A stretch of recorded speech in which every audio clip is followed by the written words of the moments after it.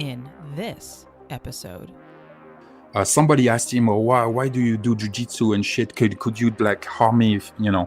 And Jorgen was like, "Oh yeah, I could kill you." And I'm like, "Well, yeah, I can kill you too, but the problem is that now a lot of guys and young men especially always think about bringing people to the ground. And if you bring me to the ground, you're going to get stabbed in the butthole and shot in the ribs 5 times. In an obtuse world, Mark and Jefe will combine military, law enforcement, and general FUD knowledge to keep you vertical. Welcome to the Live, Laugh, Larp podcast. Hey everybody, what's going on? Thanks for joining us on another episode. Can you believe it? Another episode of the Live, Laugh, LARP podcast. Over 2 years now. I know, man. I it doesn't even seem like it. Do you remember the first podcast we did? It was like right at the same time as the uprising that was supposed to happen. Oh yeah, I remember. That's like we talked about that, and we talked about. I think the second one was after that storm, and I was laying on my floor, like streaming on recording on a Steam Deck, talking about water purification. So yeah, how far we have come. But no video yet. No video yet. I suck at that. Hey guys, I do appreciate each and every single one of you who have taken the time to come and swing by. There has been this I don't know, trend. I don't know if it's trend, if you want to call it, or everybody's like top 5. Have you seen that? Yeah, we were in the top 5 on a couple of you guys. Yeah, so yeah. I'm sorry for your loss. But we do appreciate the support. It's really cool to see you guys post your top 5 and for us to be up there. We don't care where we are in the top 5. The fact that we are on anybody's top 5 is really, really cool. And for those 2 of you in Norway, yeah, I know. We're looking at you. We're I don't look at the analytics. Yeah, we don't look at them. I don't need an inflated ego, I guess. There's 2. We had 2 people I was thinking about Norway. that the other day because I remember Seaver and Art, they had a whole show about like their numbers at one point, like way back when way back in like 2 or 3 years ago. And I remember like, hey, if I ever do this, I don't like numbers mean something, but like they were like, I can't remember the guy. Mitch was like, when I got 10,000, I want 20,000. When I got 20,000, I want 100,000. When I got 1,000. So but we appreciate every one of you guys listening. Yep. We also appreciate XS Sites. XS Sites. We've sit every single episode for pretty much this entire year, and lo and behold, they signed up for another year. So another year of XS Sites ads telling you about the how good big dots are and the glorious gift of fast acquisition revolver sights. Yeah, exactly. And especially for the J-frame master race revolvers. We don't talk about the LCRs around. We don't. No. Well, Green Valley does. Green Light. Yeah, Green Light. I'm sorry. Hidden Valley and Green Light are the Hidden Valley Green Lights. And then John Wiseman. Yeah, John Wiseman loves them. And Chuck Hager too. Chuck always counter bullies me. And he doesn't know anything because he's old. But if you guys are interested in picking up anything from XS Sites, we do have a awesome discount code. That is their way to say thank you to listening to the podcast. It is 20% off your MP5 sites, your AR sites, your AK sites, your LCR sites, your Glock not sites. Those, actually, the discount code does not work for LCR sites. So. Hey, did you see that the Glock Gen 6 came out? Yeah. Guess what you're going to need for those? Some XS sites. Because they still come with the crappy plastic ones. Oh, my goodness. But beaver tails. 100% more beaver tails. 100% more beaver tail. But needless to say, we do, again, appreciate their support for the channel. Go pick up some sites. Save some money. That's what we got to say. Discount code LARP. LARP. Use it. It's their way to say thank you. So, without further ado, let's go ahead and bring in our guest. Yep. We've got Vol from Station 9. How you doing?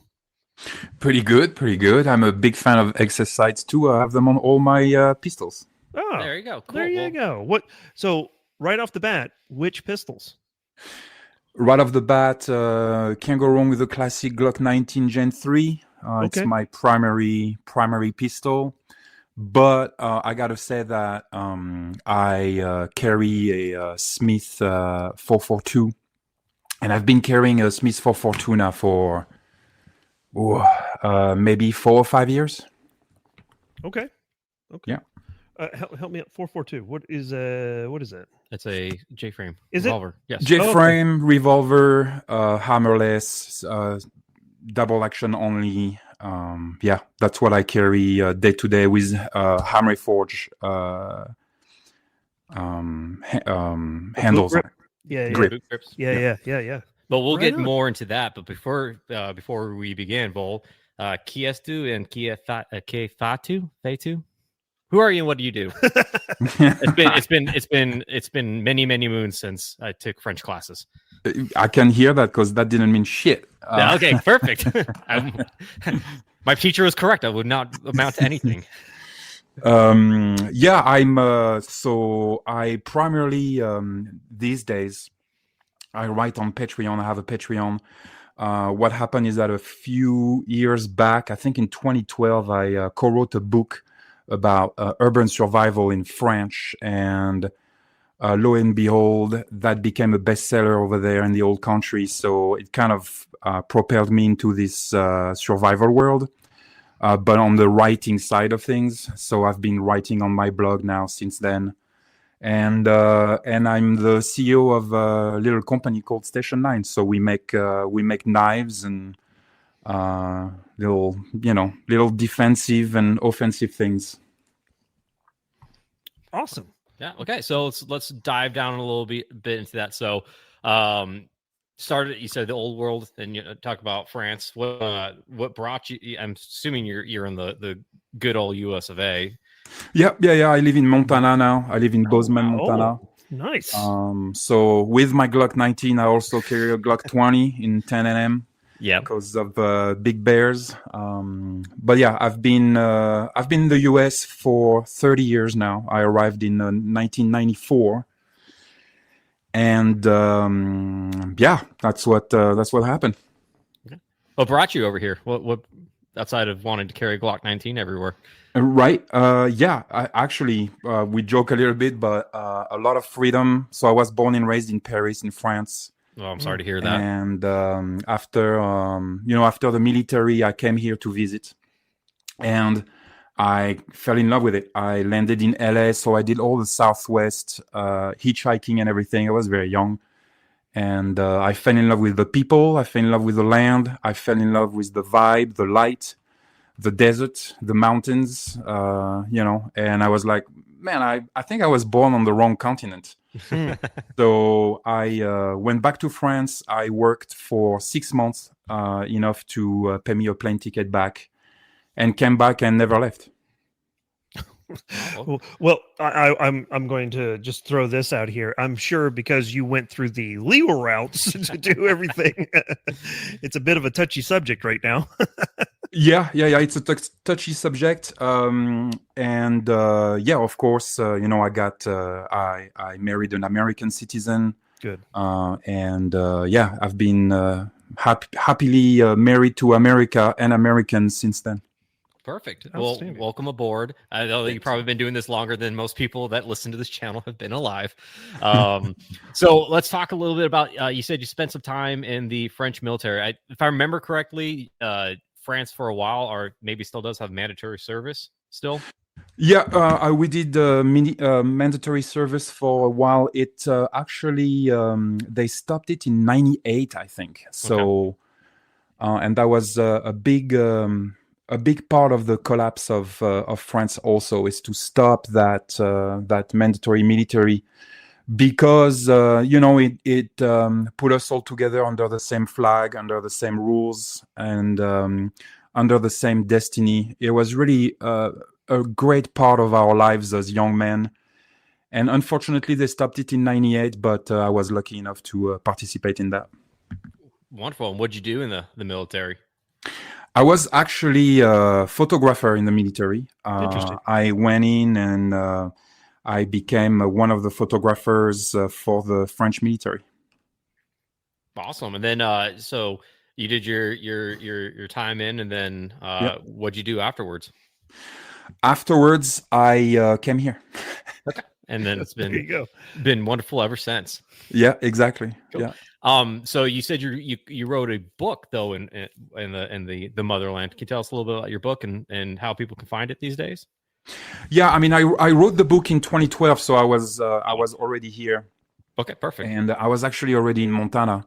But yeah, I co-wrote this book called Barbarian Streets, and really it's a deep dive into urban survival when the shit hits the fan. And like I said, it became a bestseller on its own. I think that I don't know where it's at today, but yeah, and that, like I said, that really propelled me in the world of writing and thinking about that very wide subject. And at the same time, I co-founded Station 9 with a French guy, and together we built Station 9 from the ground up. And actually, we started Station 9 with a lot of courses. So I brought people from France to Montana, and we did a lot of fun stuff. And yeah, the courses were really the core happening of Station 9 and kind of like the germination of Station 9. And then we obviously we both have a lot of military background and friends. And when we started making the first knives, we really right away got picked up by special forces, French special forces, and some other guys. And same thing, that kind of like propelled the company and propelled us forward. And yeah, so we've been busy since then. Okay, so let's talk so what made you start Station 9, and what was like the initial thing you guys wanted to do with Station 9? Well, the original thing, like I said, we are there's two of us. One of us is in France, one of us is in the US. And originally we started really developing concepts and fighting concepts with it and combatives with it. And we've both been really into combatives, which is a very strange subject because a lot of people are into martial arts and combat sports, but not that many people are in combatives. It's very easy to find a karate dojo in a mall in America somewhere, but it's very hard to find a dojo that does combatives. And so we were both really on the same page with combat, with combatives, with concepts, and all of this like self-defense arena, which is very wide and very large spectrum of things that can happen in that universe. But we had the same concepts and principles, and so obviously after a while we're like, okay, we gotta design a knife and start this road. My friend in France is a knife maker. He's been a knife maker for 25 years. He's very well known over there, and so combining our two forces, we were able to really create Station 9 and create knives. Our main thing was from the get-go that we wanted to do knives that were affordable, that everybody could get, especially since we had a lot of demand with the military. Soldiers don't get paid a lot, and they can't go into combat with $500 knives made out of fancy materials and who knows what, and magna cut blades. So we wanted something rustic. We wanted to be a rustic company with true and tried steels and materials like 1095, VG10, and G10. We wanted to stay under $100 for all of our blades. And we wanted to have blades that were really made as tools. We found that a lot of knives these days on the market are not really tools. They are entities. They are beautiful specimens of engineering with amazing materials and amazing engineering behind it, especially with modern machineries. But it lacks some really basic rustic terrain, soldier, mud stuff. And we went back into, I'm a big history buff, and we really went back into like, the genesis of Station 9 was World War One and World War Two. And we went back and we were like, okay, we know what's being made today. We know what materials are employed. We know who's designing those knives. It's usually guys that, are in factories and do a lot of computer work these days. But in World War One and in World War Two, when guys were faced with certain death, and they were in trenches and they were cold and they were scared and there was blood on their hands, what tools did they gravitate to do the job, to save their lives? And so we really went back to World War One and World War Two, and that's why we have sets. For example, our number 2 and number 3 are World War One sets. Our number 2 is a knife that we call the Partisan, and it's really a trench knife from World War One. French soldiers didn't have the French military didn't have money to make knives for their soldiers.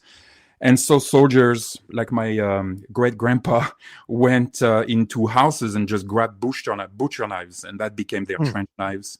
Yeah. And so we redesigned and reimagined the butcher knife as a World War One trench knife, with obviously a modern take on it. But that's our homage to our French World War One soldiers, and we did a Kras with it. The Kras, same thing, we modernized it and we made it much lighter. We made it in aluminum, but we stayed true to the concept behind it. The Kras was designed without a palm swell because guys had to be able to reload their rifles in the trenches and still hold their knuckle.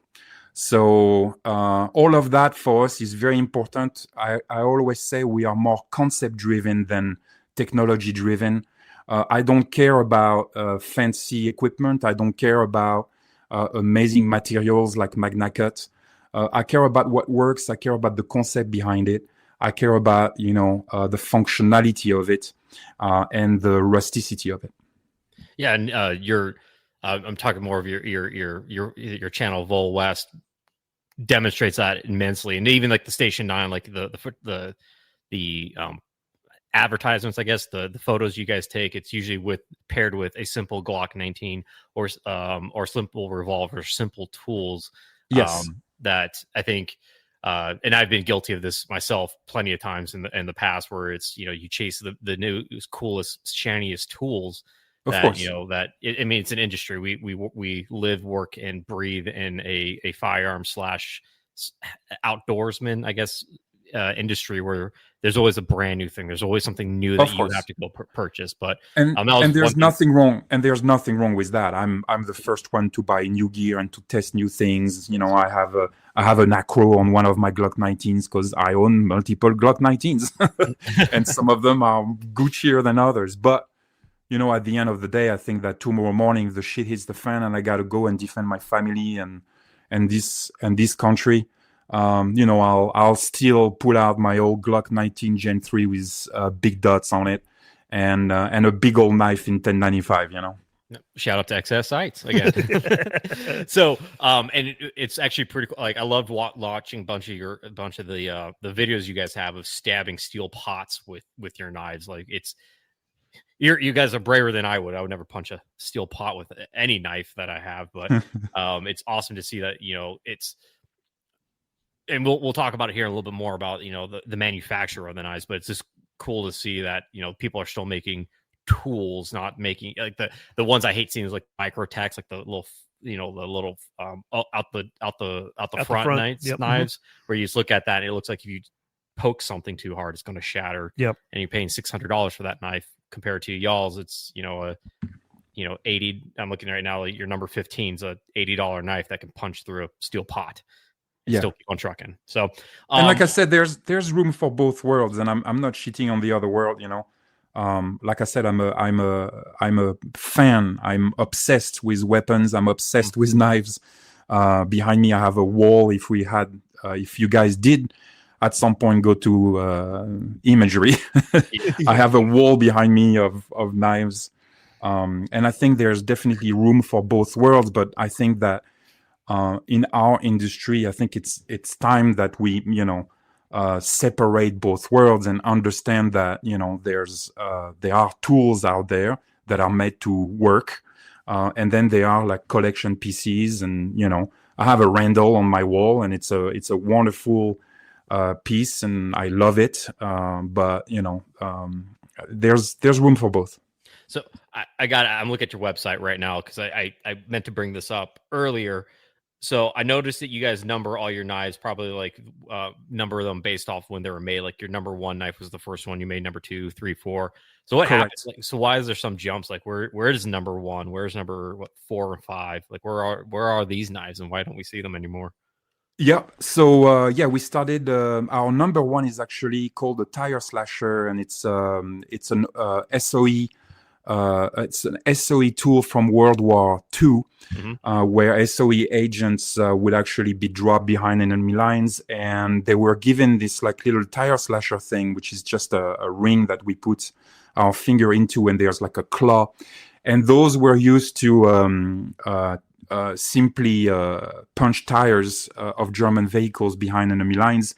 And it was often used as a line of last resort, a tool of last resort and last defense.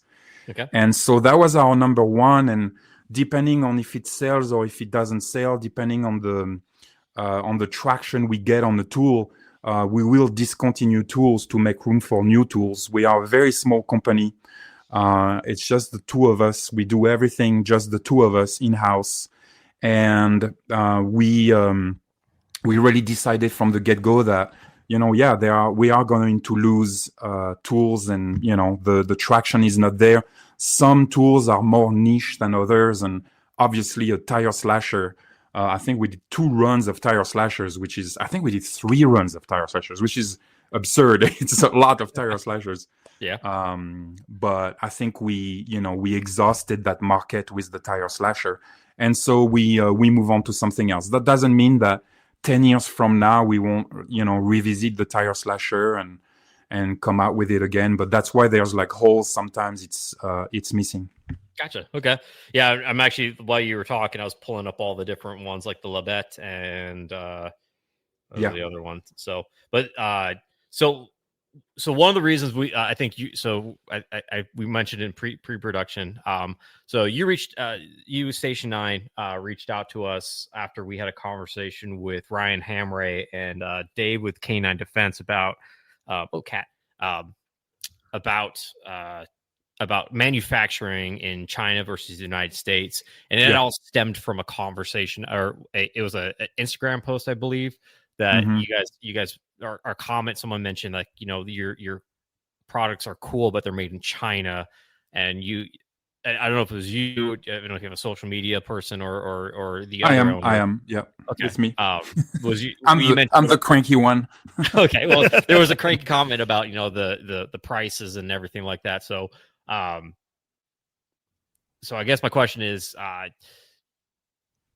I know. So talk to us a little bit about like what the decision was to have these knives made in China versus France or the United States.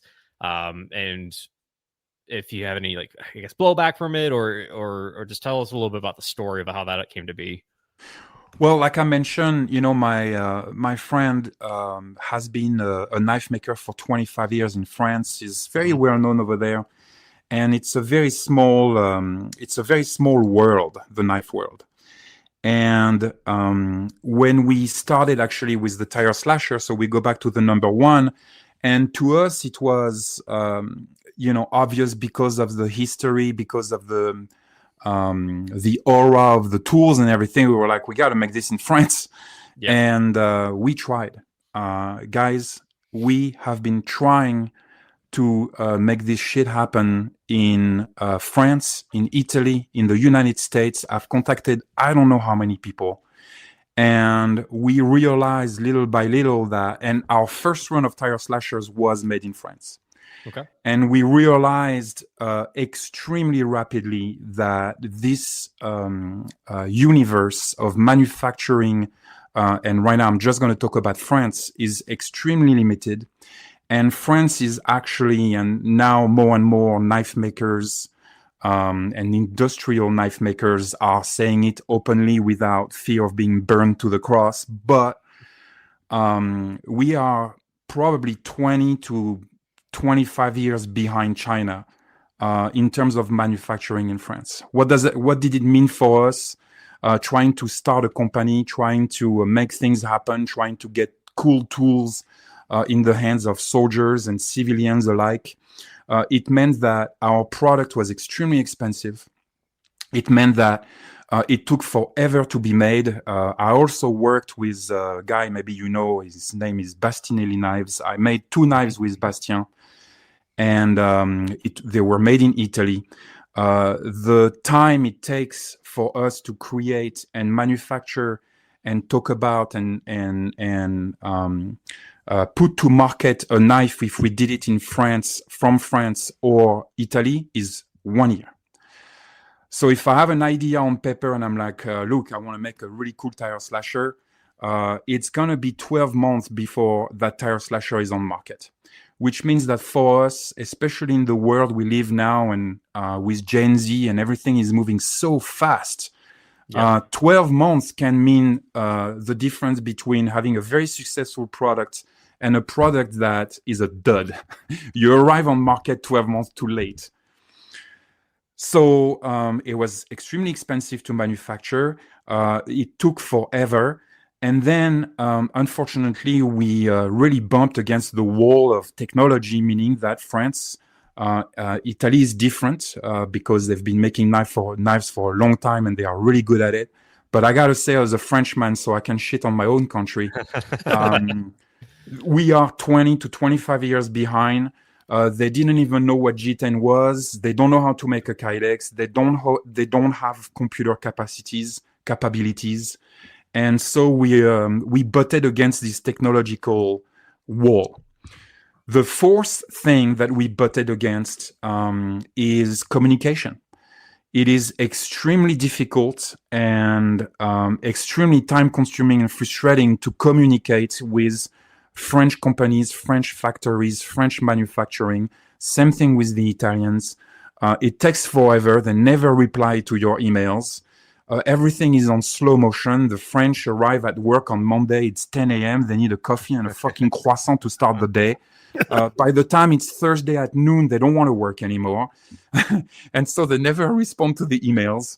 And again, as an entrepreneur, as a guy that wants to put things on market, it was deadly. And the fifth wall, and that's what I said in my email, in a cranky way, I understand, but it's the cool factor, meaning that those guys, because they work at Thiers, because they work in the land of the Laguiole and the Opinel, because they have a certain flair and so on and so forth, they were extremely pretentious. Mm-hmm. And I don't have time for pretentious. I want tools. I want things that are going to work in the mud when a soldier is facing another soldier in a trench somewhere and he's got to save his life and he's got to grab his knife. I don't have time for cool. I don't have time for pretentious. I don't have time for all the gimmicks that we see online.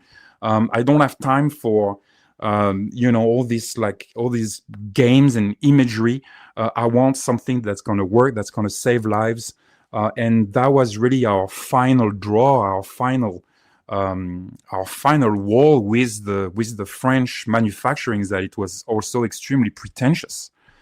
So, and I got to say, to different levels, this happened with Europe, and this happened with American companies. And in the US, I every time bumped into those walls, those communication walls, those technological walls, those communication walls, like I said, and the prices were exorbitant. And I can give you examples, but with China, I draw a knife on a napkin, I take a photo, I send it to them. The next day, I have a cat drawing from it. Mm-hmm. I don't know if you guys realize this. Mm-hmm. Yeah. If I contacted an American company, I'm not going to say names, but I contacted an American company. I wanted to manufacture our number 12. Number 12 is right now our bestseller. And I was like, hey, how about we do a run, a US run? Everybody is asking for us to manufacture in USA. I'm like, okay, we're going to make the effort. Let's see, how it's going to go. After one email and photos and so on and so forth and introducing myself, I had to wait 2 weeks for a response. I had to wait 2 weeks for a reply, and the reply was, "Oh, it's gonna be $4,000 to do a CAD drawing." So how can I move forward as an entrepreneur and again a small company when I have China right at my doorstep? I can draw a knife on a napkin. Literally, I've done it before. I send it to them. They make a CAD for me overnight, and it doesn't matter if it's Saturday or Sunday. They send me an email for Christmas and wish me a Merry Christmas. Yep. I mean, it's absolutely incredible. And then obviously we go into the manufacturing, which I think that the scapegoat for us Europeans and Americans has been to say, they are working on dirt floors for a bowl of rice and it's 12-year-olds. Yep. And we've been saying this for 50 years. And it was maybe true 50 years ago. But if you go visit a knife manufacturing factory in China today, you would be absolutely shocked. Mm-hmm. And all of that combined together without the pretentiousness that goes with it, because they send our shit in fucking boxes with Chinese logos on it. There's no pretension about it. I'm actually very proud to manufacture in China. We're able to bring to market a knife in 40 days. Yeah, 40 days. I mean, all of this combined for us, and again, it is because of where we want to be in this market. For us, it is a perfect marriage. It works great because we want knife under $100, because we want to bring to market as fast as possible. And, that works for us. It doesn't mean that it's gonna work for everybody else, but this is where we are at. The last piece I would add, it pains me to say all this. I gotta be really honest. When we realized this about France and trying to manufacture our number one, and we were going to go into our number two to manufacture in France, and we looked at each other and we're like, there is no way I am manufacturing our number two, which is a French World War I trench knife, in France. It's not possible. The last piece I would add, and it pains me to say this, we receive the knives, we test them, and they are amazing. I'm able to put out our number 12, which is carried by French Special Forces. It's been in missions all over the world. It's been carried by the GIGN in Paris. Those are like top fucking guys doing top fucking shit somewhere, tier 1 shit. And those guys don't care where it's manufactured. It's on their gear. They use it every day. And I have to say, the quality of the knife for $80 is just incredible. And I understand it's throwing a rock in the pond here, and I understand it's a touchy subject, but we all know it deep down. And I've talked to guys in different companies, big American companies, and I've talked to guys and they understand it. I'm going to give you guys an example. We went to the Salt Lake Blade Show 2 years ago.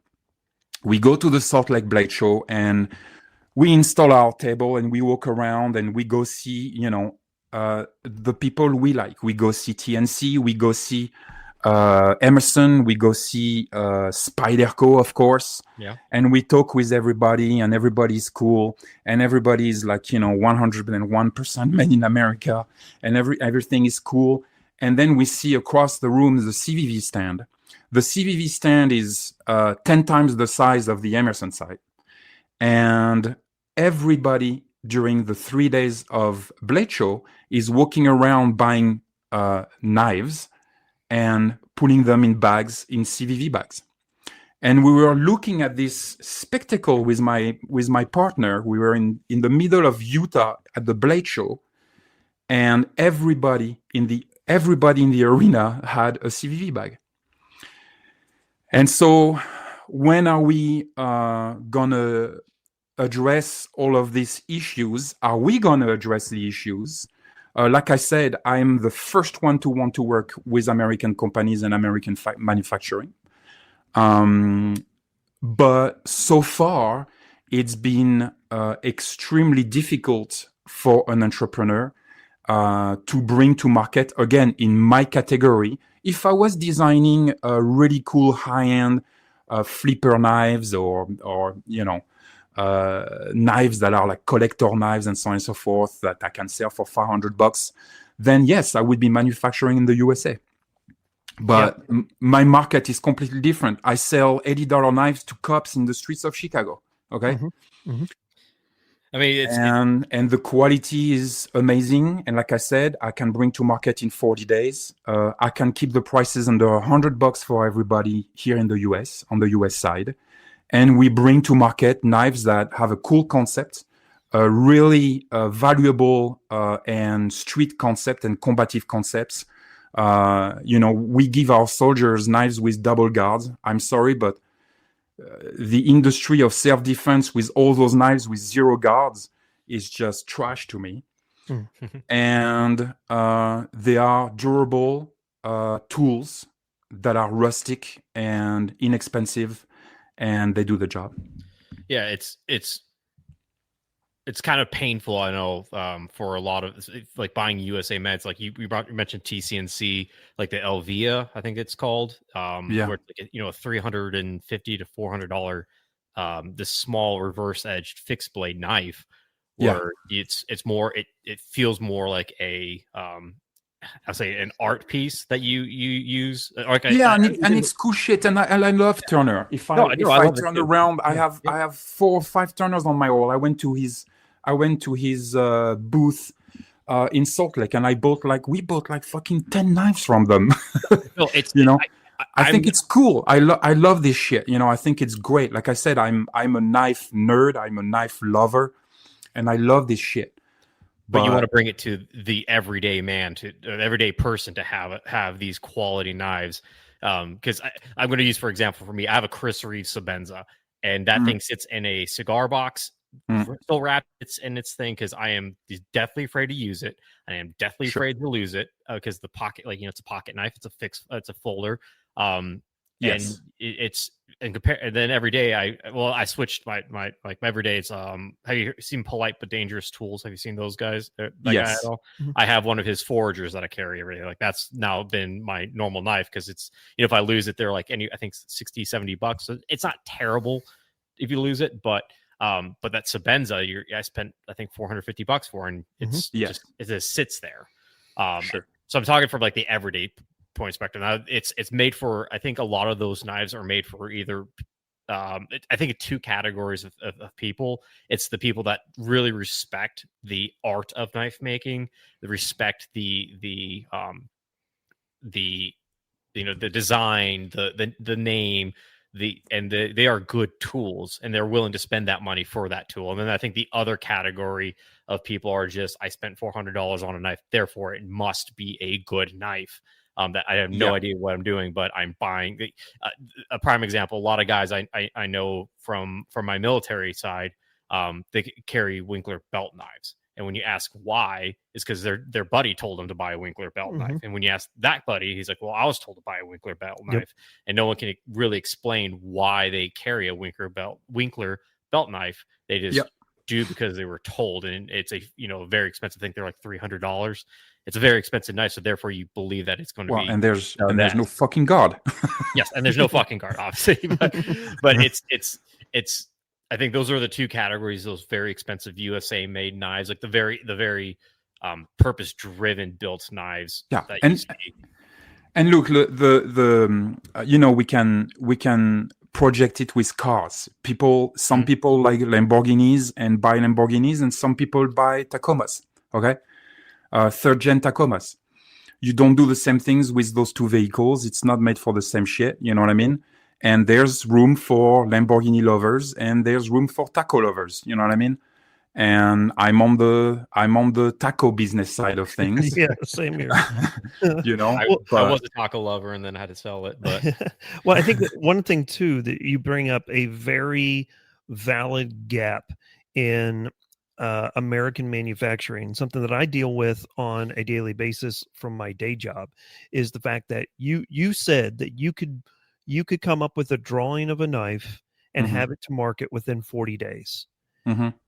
Now, for those of you who are listening to this that may not necessarily have a background in manufacturing, that is extremely impressive. Now, one question I have for you is: does that mean that that knife is going to be like in stock in your warehouse when you are ready to go to market? You mean my living room? Yes. Yes. Yes. Okay. So that's kind of my point. Is you have gone from having a concept to inventory in less than a month and a half Yes. with transit time from Yes. China. Yes, and that includes the manufacturing of the boxes, for example, because Mhm. that's made somewhere else. Yep. Yep. It And that, includes, everything from me sending them an email with, "Hey, I have this idea." That's the case with our number 12, our undercover. Tony had designed the undercover a long, long time ago, so we had the technical drawing already.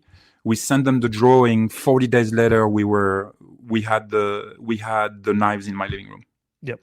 That's extremely impressive because in my former position at my job, I was dealing with inbound, outbound logistics, import, export compliance stuff. So I was very accustomed to watching containers move from China to the United States that was bringing in purchase finished goods or raw steel or whatever the case may be. Yeah, And now we're ordering on a very large scale. So we're having to put things in containers and container ships and stuff like that. So we're seeing, upwards of 6 weeks just on the ocean to get to the United States, yeah. and We ship everything by air. yeah, which is another great thing, and I can assure you, based off of my manufacturing knowledge, that even though that you are air freighting your products from China to the United States, Yep. you're still, I'm not going to make assumptions here, but I'm still pretty sure that your costs are still going to be pretty low. Your profit margins are going to be very healthy. That is going to allow you to continue to develop new and better products to move forward into the future. So, from a manufacturing standpoint, I'm sitting here listening to you and completely understand why you're wanting to utilize China as a leverage to produce good quality stuff, So I get it. I totally get it. It's not, I don't like it, but I totally get it and I support it, because looking through Yeah. your website, I mean, your knives are pretty cool. I just want to know when number 9 is going to be back in stock. That's what I want to know. Well, let me send an email and we'll have them in Okay. 40 days. Okay, good to hear. So that, and I think we talked a little bit with Ryan and K9 Defense, and you brought it up today too. You mentioned that have you toured the factories that your knives are made out? Have you been to the factories that your knives? I have not. Okay. Yeah. All right. And I think what I have seen, obviously we do FaceTime on the phone, so I've been there, but without my been there in body. spirit, but not in reality. But I mean, I think when there is I have like two wolves inside of me. I hate things that are made in China, but also I understand that there's things that are going to be made in China. You have to accept it because right now they are the leading competitors when it comes to even just like either just making to manufacturing. I think that's the term I want to use. Yes. And it sucks that we have, as a society of the West, have given that up and surrendered that capability to China.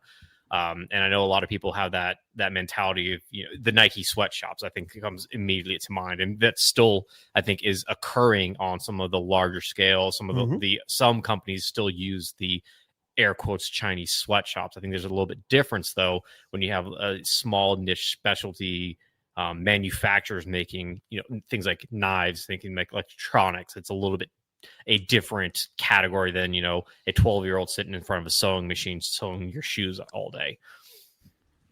So You So know we could go further. Nobody talks about this. okay, yeah, go further. I'll be the bearer of bad news even more.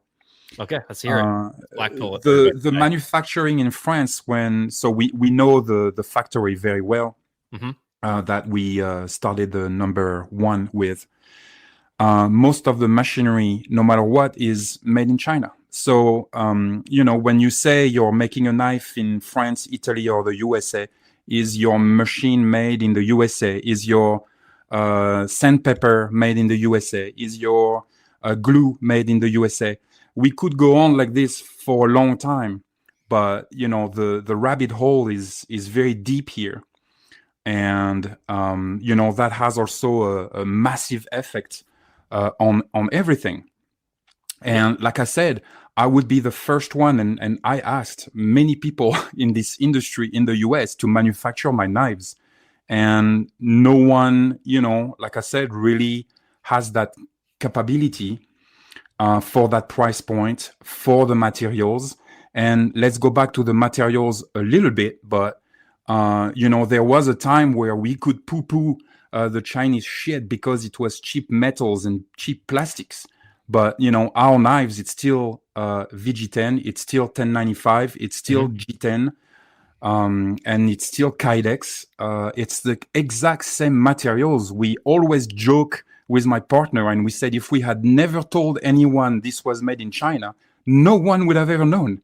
Okay. We could have very easily said, "Oh, every knife we make is made, in France somewhere or in Poland," since people don't care if it's made in Poland or Hong Kong or wherever, except if you say the word China.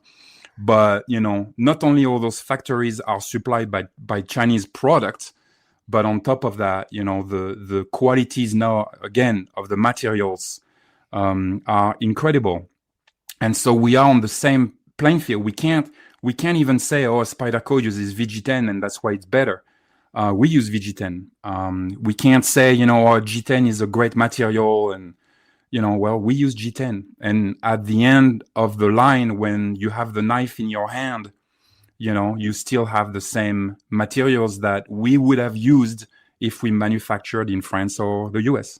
Well, you can be like one of those shiesty companies that say assembled and designed in the USA. There you go. There you go. That's how you could, or France if you want to. But yeah, I have seen. I think it's Dave Canterbury on one of his canteen. He says like designed in the US or concept in the US. I mean, it's retarded. Yeah, it's like it's. I love everyone will talk. Want to buy 100% American made, and then they buy like a Trijicon RMR for their guns because it was assembled in Texas, but the entirety of components were made in China, just shipped over here, and then some guy just put it together and sent it off. And so, I prefer, I really truly stand by my product. So I don't mind saying my shit is made in China, and I know what it takes. I know what it means. I have to be on their butt every day. You know what I mean? To make sure they do a good job. Yeah. But I'd rather be honest and open about that. Instead of, I could do like a lot of people and just say, design in the US, and I mean, it's ridiculous. Do you guys have like a lot of QA/QC issues with the knives? Like, do you get some that have major defects or anything like that? Is that like a common thing, or you actually get pretty 100% good to go? We are now at 100%. It took 2 or 3 designs for them to understand what the fuck we wanted. Because they kept on doing really weird things because they work with really big, companies, for example, like CRKT and so on and so forth. And so they had habits. I'll give you a little example, but they had the habit of making their sheath a little loose and putting a plastic inside it, because they had a client that ordered a lot of knives and they didn't do that, and the blade had a little mark on it because of the Kydex friction, and so they had to scrap like 30,000 knives or something. And so they got super paranoid with that, and So they kept on making our sheath too loose, and the plastic inside was just extremely bothering me and annoying. And so we had to adjust things with them. But that's the great thing of the Chinese. The Chinese are, very communicative. And so we are able to I'm able to FaceTime with the factory directly and be like, hey guys, stop doing that. Let's do it this way. And they listen. They don't judge.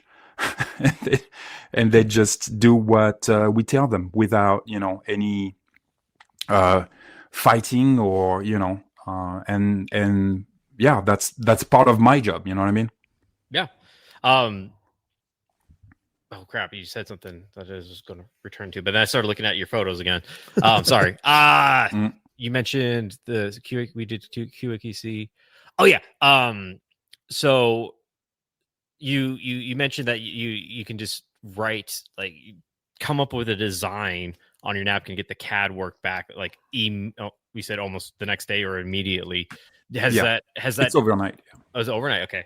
How does that lead to any of the QC problems that you noticed as well, or is that something that they're pretty spot on when it comes to the CAD processes and putting life to your design? They've been so spot on. They are amazing with technological shit and computers, and they're able to draw and do things, and they are not afraid of. They are very hungry. Yeah. And I think it really shows in their, like I said, it's the little things, right? But like I told you, every year they send me a little email wishing me Merry Christmas. I've never had a company in France, the US, or Italy wishing me Merry Christmas. You know what I mean? Yeah. But no, their CAD is always impeccable. They work extremely efficiently, extremely fast. Obviously, they have so much competition within their own country that the schooling and the technological aptitude and the intellectual aptitude is really palpable. And so when you talk to them and when you critique and when you make changes, it has happened to me before. It just happened tonight. They sent me, we were working on a new knife, and they sent me the CAD drawing. And right away, I noticed that there was something wrong with it. And so I circled in red where it was wrong. I sent it back. And literally within hours, they were like, oh, yeah, okay, we'll change that. And I know that tomorrow morning when I wake up, I'm going to have the new CAD drawing with that shit fixed. You know what I mean? Yeah. It's amazing. So what number are you guys working on now? What number is it? So we just released 15. Yeah. We just released 15, and we are working on 3 different projects right now. We are usually on a roll with 3 new projects to 4 new projects a year. Like I said, it's just the 2 of us, so it's a little bit complicated sometimes. Yeah. But so we are working on 16, 17, and 18. Which number was the butterfly knife? You guys had a butterfly knife, didn't you, for a little bit? Yeah, we did a butterfly knife that we called Le Poilu. Again, it's an homage to World War I French soldiers. Yeah. I don't know if you or your audience knows this, but it is almost certain, and we have the photos and the pieces in the museum anyway. But the French people probably and most likely created the butterfly knife. Okay. And so we have an example from the 17th century. And during World War I, it was a very unknown fact, but French soldiers were, the artillery during World War I, the French soldiers were given a butterfly knife. And that butterfly knife was very interesting because, first of all, it had double guard. So right there, I'm into it. And it had a measuring lines on the handles to be able for the artillery guys to dip the butterfly knife in the powder and measure the powder to load their cannons. Okay. Wow. So very cool historical piece. And with my partner, we always wanted to make that knife again. So we did, and it was wonderful. I think we sold out in like 3 days, but we probably won't make them ever again. It's very complicated to make butterfly knives, and the way we wanted to make it. This is probably the knife that I probably struggled the most to bring to market. I think we had like 4 or 5 samples and reviews, and there was always a little bit something that was not right. It is to be noted that I'm the quality control. So it has happened before that I receive something and I reject it. And it has happened once. But, sometimes it's some pieces are way easier to do than others. But that butterfly knife was very close to our heart. A really cool piece of history. We just wanted to make 600 of them, and that's it. And that's what we did, and we're very happy with it. So if you got one, it's going to be a collector's piece here in a little bit. I feel like it's going to be like a weird Pokemon card game where it's like collect all the Station 9 knives. You have like it listed 1 through whatever you guys get out to. But again, like I wouldn't, like I said, I had contacted a few American companies if, maybe they wanted to make an undercover for us, like a number 12 for us, and manufacture it in the US. And it's the same with the butterfly knife. Like I'm totally open for American companies to reach out to us and be like, hey, we love this design. We love this knife. Fred Perrin does that with Spyderco, and Emerson. He's got the Griff with Emerson, and a few knives with Spyderco. And, we are totally open to do that too, and to like work with American companies. I think that we have really cool concepts and really cool tools, and I am not closed off to, maybe manufacturing in the US. Like I said, I really wanted to do that with the number 12. And I almost know intuitively that if we do that, and, the number 12, instead of being $80 in VG10 and G10 and being amazing, it's going to be $300 US side. And people are going to say it's too expensive. Yeah. Well, this is what you need to do. Like, if you want a business advice from someone who's never ran a business, you just need to start your own manufacturing plant. I think that's the easy answer, right? Right. Yeah. With Chinese machines. Yeah. Essentially, just buy the factory and bring them on over here. Mm-hmm. Well, it's interesting because I'm looking down and I see 3 boxes sitting on my table from a optics manufacturer from China. Okay. The company's called Siley. They're fairly new. They've only been around for not even quite 2 years yet. Okay. But one of the small things that I actually appreciate from them, I understand they are a Chinese optics manufacturer, very much like Holosun or some of these other Chinesium red dots, and I get that. But one of the small little things that they're able to do, because their costs are very, very low, and so that means that their profit margins are going to be extremely healthy at the prices that they're selling these red dots, which ends up being clones of red dots that have already been around. But sure, the one thing that I absolutely love is every single one of their red dots that I get comes with every single screw that you possibly could need to mount that onto your pistol. And if you buy a Trigicon, you're not getting any screws. You buy a Holosun, and unless things have changed, I don't think you're going to get any screws. So hey, no soup for you.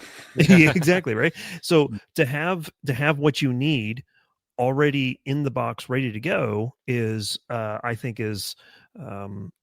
And for those who've never bought a Siley optic or looked at it, when we say any screw you need, I got one of the Siley, the Wolf EDGs, I think, and it took me about the longest part of the installation was they gave me probably, I think it's like anywhere from 15 to 20 sets of screws. Yes, and it's everything you can need at any depth. I'm talking about like they'll give you like if I can remember, like a 5mm, 6mm, 7mm, any depth you need and any thread pitch. Yes. So you get this entire package of like 15 to 20 sets of screws just to mount it to whatever you need. Yeah. 100%. And that's so it's those small little things that by utilizing China's manufacturing as a kind of a stepping stone, you're then able to offer more to the consumer that is going to make them, in my opinion, a little bit more successful, because now I don't have to go and try to figure out what kind of screw I need for my Glock MOS or my my CZ P10 or whatever the case may be.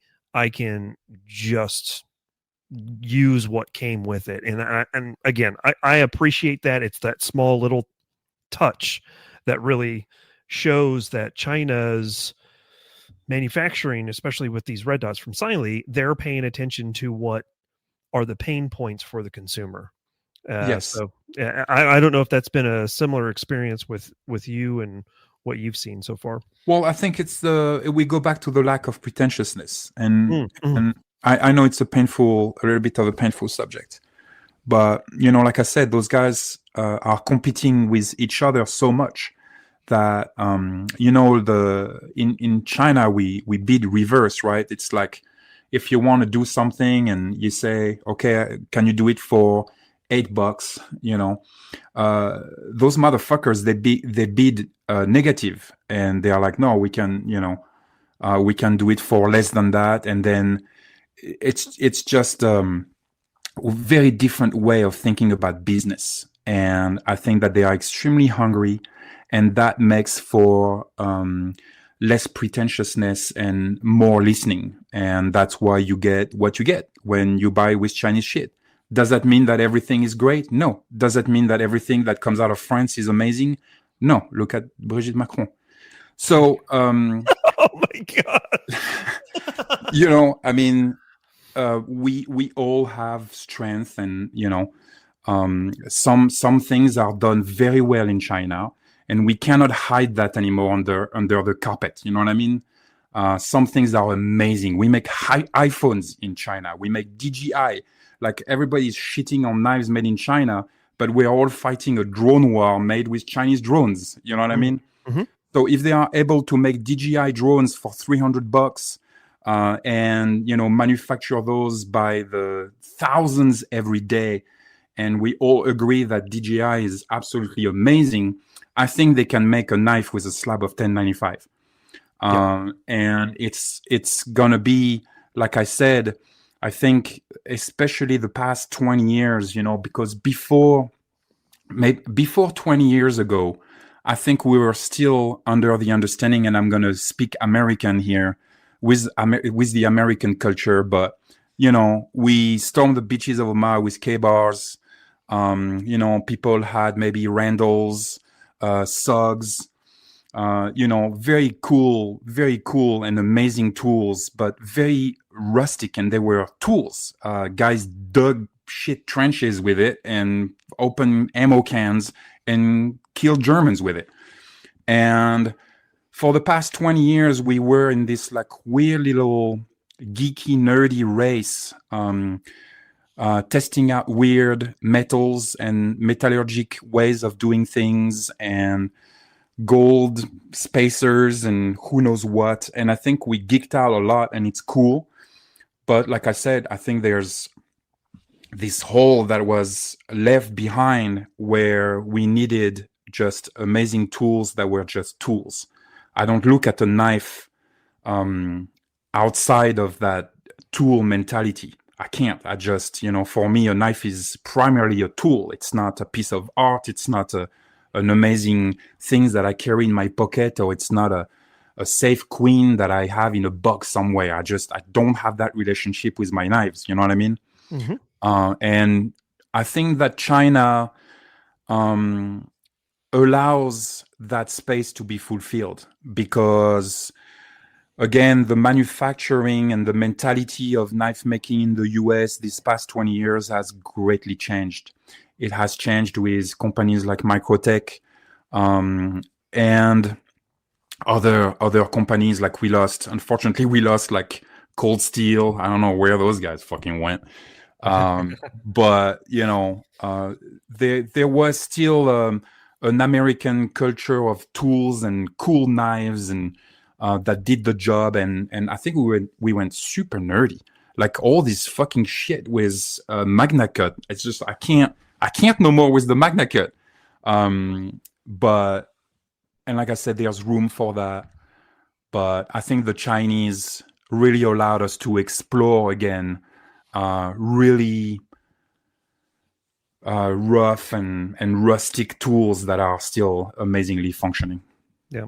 And, you keep on using the term tool as, a way to describe your knives. And that is something that is brought home to me very, very intently because, here in Kansas, as we're recording this, it's December 11th as we're recording. Just a few days ago, I guess it's been a week now. The rifle season for whitetail deer hunting opened up, and I was lucky enough to harvest a deer on opening day. I was curious about that because you said I'm about to shoot a doe and you never responded and never sent me a picture, so I thought you missed. No, I canoed her head. Okay. Yeah, 130 grain 6.5 Creedmoor. I'll show you a picture. It canoed her, and I was very shocked. But in the process of harvesting that deer, bringing the deer home, butchering it, and getting it, in a position to either cut up the steaks for the back straps rather for steaks, or prep the rest of the deer for grinding for hamburger meat. We used 6 different knives to make that happen. I used my knife that I carry with me during deer season to field dress it. We got it to the house and hung the deer, and I have a caping knife. And then once I get done caping the deer, then I have a boning knife that takes the meat off the bone, and then that gets transferred into the house. And I've got another knife to trim some of the fat and stuff around, and then to get the silver skin off, I've got a fillet knife, and then there's a larger butcher knife that we use to cut the back straps into steaks. So there's 6 different knives, and you wouldn't think, you're like, oh, a knife's a knife, but when you're trying to finally cut that silver skin off, you find that a fillet knife is very important. Right. But your grandpa did it with his buck 110 though. I know, right? Probably, yeah.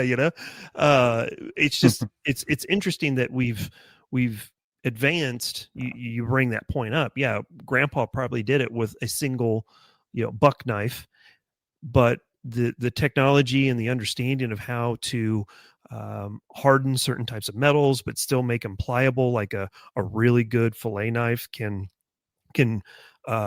you can put the tip onto the table and then press down and bow that blade, but it still is extremely strong, and then of course naturally extremely sharp to allow you to finely skim just the a millimeter off of that piece of meat to get that fat or the silver skin off, is really interesting.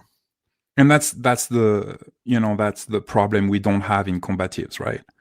If I shove that thing in your eye, it doesn't matter if it's 440C or 1095 or Magna Cut. You know what I mean? It's gonna hurt the same.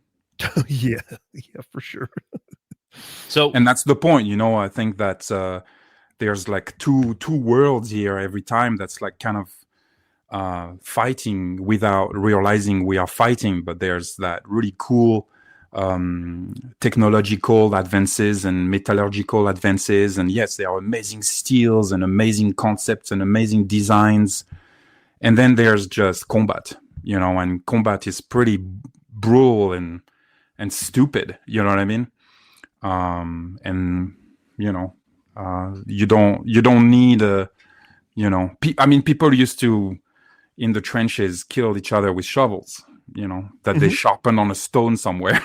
So well, it's also I think that there was like a very famous move that came out of Ukraine. It was like that Russian versus that Ukrainian guy. Like it was like Yeah. GoPro footage or something where Mhm. they're beating each other with helmets and just it's not a pretty thing. Your Microtech was not designed for this. They're tools. So Yeah. I want to switch gears a little bit. I think we've nailed manufacturing tools, but I'd love to talk to you about. I know you mentioned a little bit about the survival, so probably there's a lot of bushcrafting done with your tools. So, and you're up in the glorious state of Montana. So Yes. let's talk a little bit about, I guess, do you enjoy, I guess, the bushcrafting life up there? Do you use a lot of your tools for, outdoor use, camping, recreation, and stuff like that? I do. I am not in the bushcraft thing. I've never made a spoon. Okay, that's fair. But yeah, I spend a lot of times outdoors, and of course, I use our knives, and that's kind of like a part of the market too. We can't. I mean, we could, I guess, but we can't, and we don't necessarily want to just stay in the fighting world, even though we've been. Now, I think we are known for that. Most of our clients are in that combative fighting mindset. That be professionals like Leos and militaries, military personnel, or civilians. I think that especially it's very interesting for us because we have two homes, right? We have the US. I'm in the US, and so I deal with Americans, and then my partner is in France, and so he deals with Europe. And it's very interesting to see what knife does well here and doesn't do well over there, and vice versa. And so for the US, we are really known now for our combatives and fighting knives, and people really enjoy and love those. And interestingly enough, for that more bushcraft universe or hunting universe or wood universe is not very prevalent in the US. And it's the opposite for France and Europe. So that's interesting. But yes, I go in the woods, I test our knives to have a benchmark also of the capabilities. Like I was in the woods last week or 2 weeks ago, we had a pretty big dip in temperature. So I went up in the mountains and tested our blades when it's like really cold. And that's the great thing about 1095. That's why we stick with 1095. It's a very resilient steel with great lateral capabilities, and it's very easy to sharpen in the field. That's why we love using 1099 for our soldiers. Like that, they can really literally sharpen it on anything. And yeah, so it's kind of like Montana is kind of like my laboratory for that. Okay. And then I know a lot of your channel, you do a lot of your you should. A lot of your videos are your shooting drills, kind of, in around your vehicle, using either small frame revolvers or your Glocks. There's that one point I remember the one with the shield. It was pretty cool. Yeah.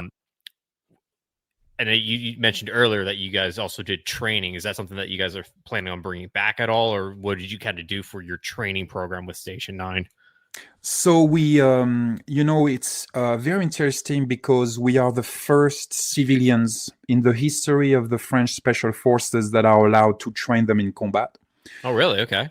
Well, congratulations. So, that's pretty. Yeah, that was kind of like a really huge honor, especially for the French because they are such cranky motherfuckers, and they really don't want to credit anybody. You know what I mean?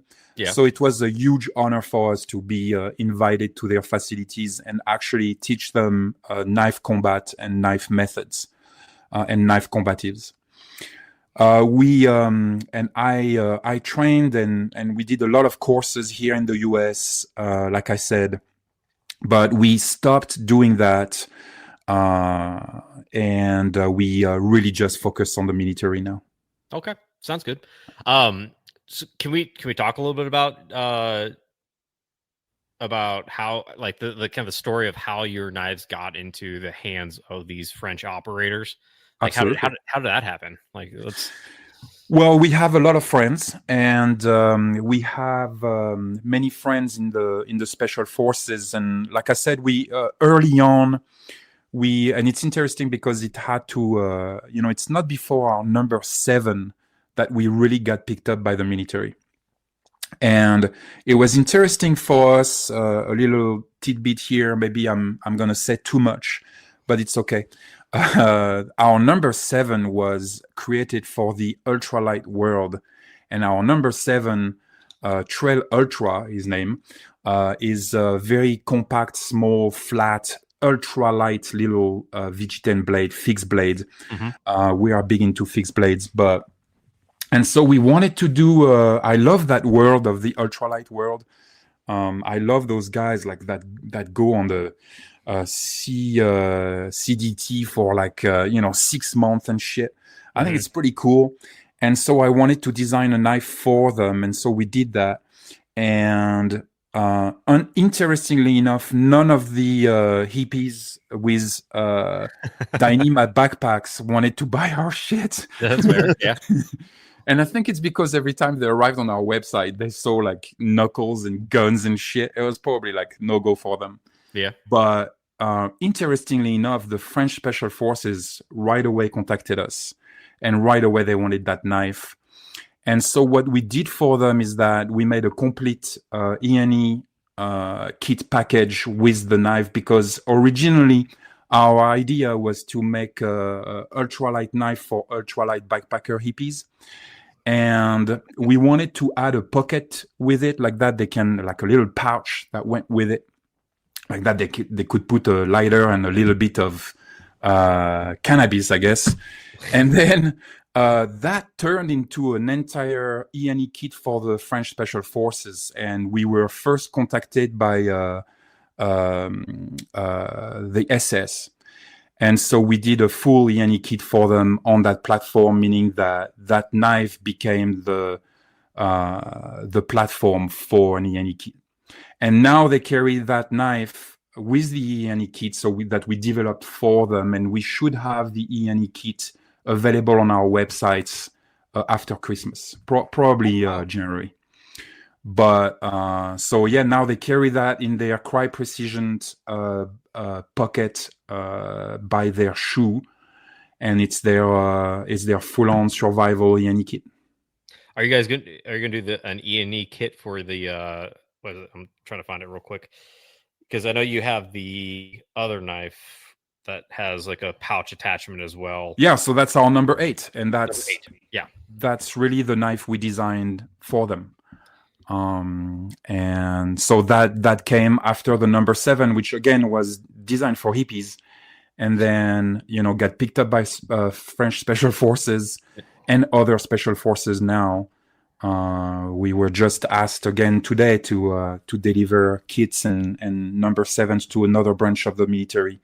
But yeah, and then we did the number 8, which is really our soldier's knife. It is still my favorite knife in our lineup. It's an amazing knife, double guard. It's really our soldier's knife. $10.95, $80, $85, I think. And so this one, same thing. We made it that it came with the pouch, and we have a full survival kit for them, which originally we did for the ALAT, which is the French pilots that pilot planes and helicopters for the special forces. And they wanted a full survival kit with a knife on their gear. So we did that, and it became a huge seller for us in the military community, again overseas. Interestingly enough, our number 8 Seer, even though it got picked up by a couple of guys in Alaska from the Seer unit, but interestingly enough, Americans do not want to buy the Seer from us. So. Well, I think everyone. This is what I've noticed. So just a little bit about me. I have about 20 years in military and about 10 now of law enforcement, and okay. Everybody that I notice that buy knives, that's either they're going to buy. This is the two categories of people I see. I talked about earlier. It's my buddy told me to go buy a Winkler, so I bought a Winkler. I don't know why I have this. I don't know what's so special about it. I don't know. Outside of that, it's a $400 knife and it's expensive. And the other side of that story is I went to Walmart and bought an Ozark Trail knife because it's the cheapest thing I could buy. And so, and I feel like that's the normal American consumer. It's either you are so micro niched into this community that you buy these very unique pieces from these very unique manufacturers, or you go to Walmart, you go to Academy, you go to Dick's, and you Yeah, buy. but if you go to Walmart, if I was a soldier today, and yeah, my budget was extremely limited, of course I would buy a sear from Station 9. But Yeah, if oh, I absolutely. didn't know about them, I would go and buy a fucking K-bar. I just it's very strange for me, like, to see, for example, Garen Thumb, and for a while now he's working with a new knife guy and shit. But forever, Garen Thumb had an SE on his gear, Yeah. on his chest, and I never understood that. I still don't understand how we went from SEAL school after Vietnam, and with like really a SEAL program that was pretty amazing, to now SEAL. And I see it with the French, because the French do SEAL also. But it's become a bushcraft session with Dave Canterbury. And I don't understand what happened to killing guys in the fucking jungle. So, it's very interesting to see guys that, like Garen Thumb, which was a SEAL instructor, or soldiers that are going to pick up, SEs, for example, to go to combat. And an SE is an amazing knife company. I really respect them. 1095, great designs, but they are bushcraft knives. They are bushcraft tools. They are forest tools, and they are not combat oriented. The blade profile is not a combat oriented blade profile, and there's no double guard. So right away, for a soldier is totally suboptimal. It's interesting to see a guy like Garen Thumb carrying an SE4. I don't understand what happened. So, because you nailed it on the head. So when I first got in got in the Army, my first knife was an EC4, and I remember we did a couple field problems with it. It was like my go-to knife is going to be my thing for my entire life. Until one day, I found out the double guard is very important in the knife, and I cut my hand pretty good doing something dumb with it. But after that, it's been a cool. It's in my collection. It's something that hopefully one day my kids will enjoy. Much like, because I wanted to juxtapose this when my dad did 27 years in the military, okay. And when he retired, he gifted me his Gerber Mark 1.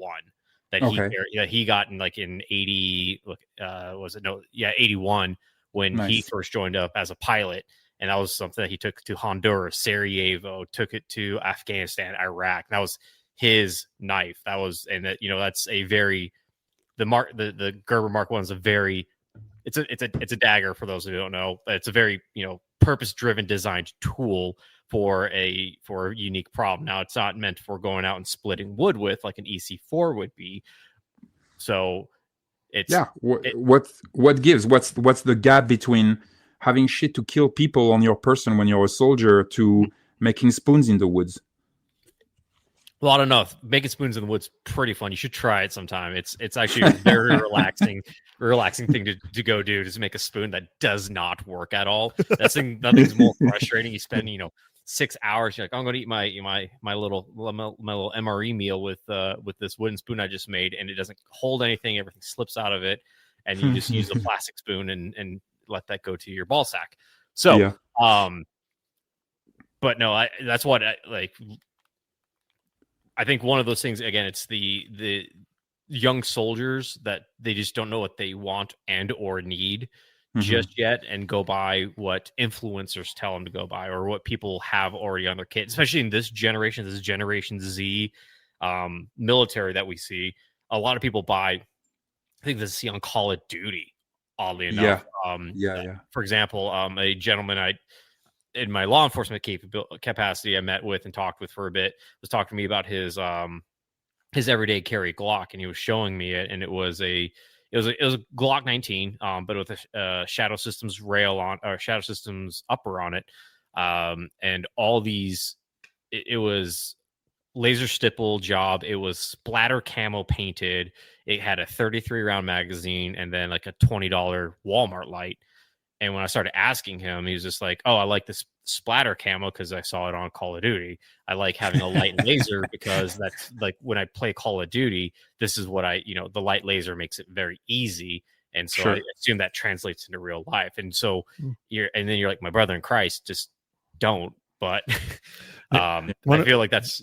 Join me every other Thursday for a shooting competition and let me know how well that works out for you. I know the $20 light. In his defense, that light is like 800 lumens. Now, when I say 800 lumens, it was like probably like 800 candela alongside of that. It was just all flood and no beam, but it's so I think that's an issue we have as in this space where it's people are getting, I hate won't use the word, but influenced or shown to buy certain things. They don't know why they're buying. They're just buying it because somebody else has it, and they don't know the whys behind things. Yeah, it's the person that you look up to that you think is, better than you are. Well, they're better than me because of that thing right there. I have to have a brand new CZ Shadow handgun. No, that's completely different. That's me freaking do. He's content. Been fiddling with that this entire time. That's why I'm bringing that up. I'm talking about like when you see, since we're talking about Grand Thumb, back in the day when I first started watching Grand Thumb, the rage was the Ronin Glock, right? Yep. Yeah. And everybody had to have their Ronin special. Roland special. Roland, excuse me. Yeah. Roland special. Roland. Yeah. And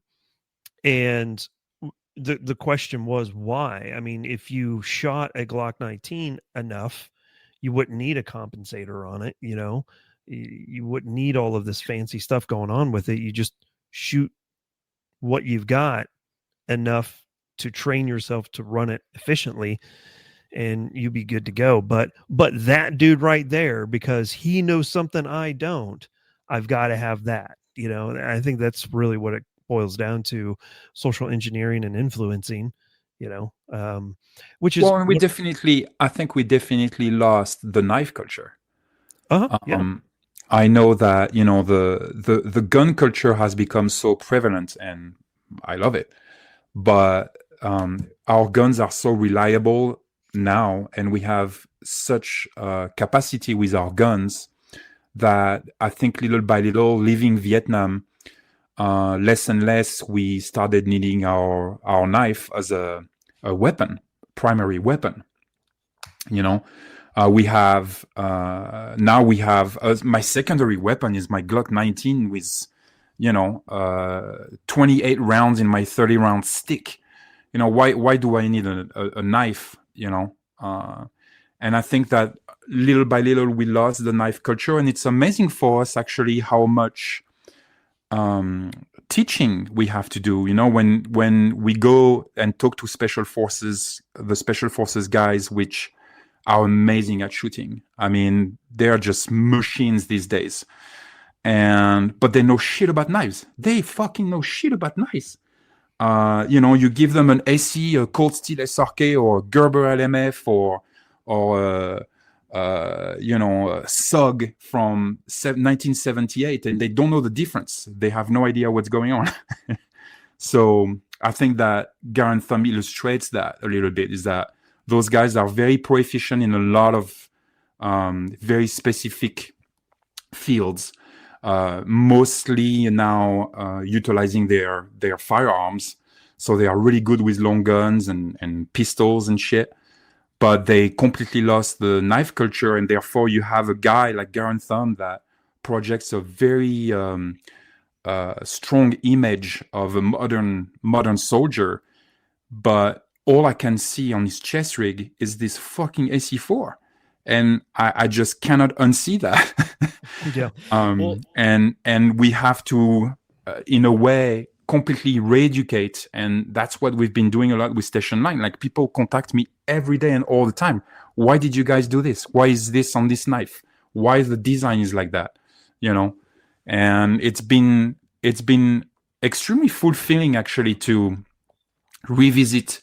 Like I said, we revisited a lot of World War I, World War II, Vietnam era weapons and knives, and it's been very fulfilling for us actually to also be part of the education.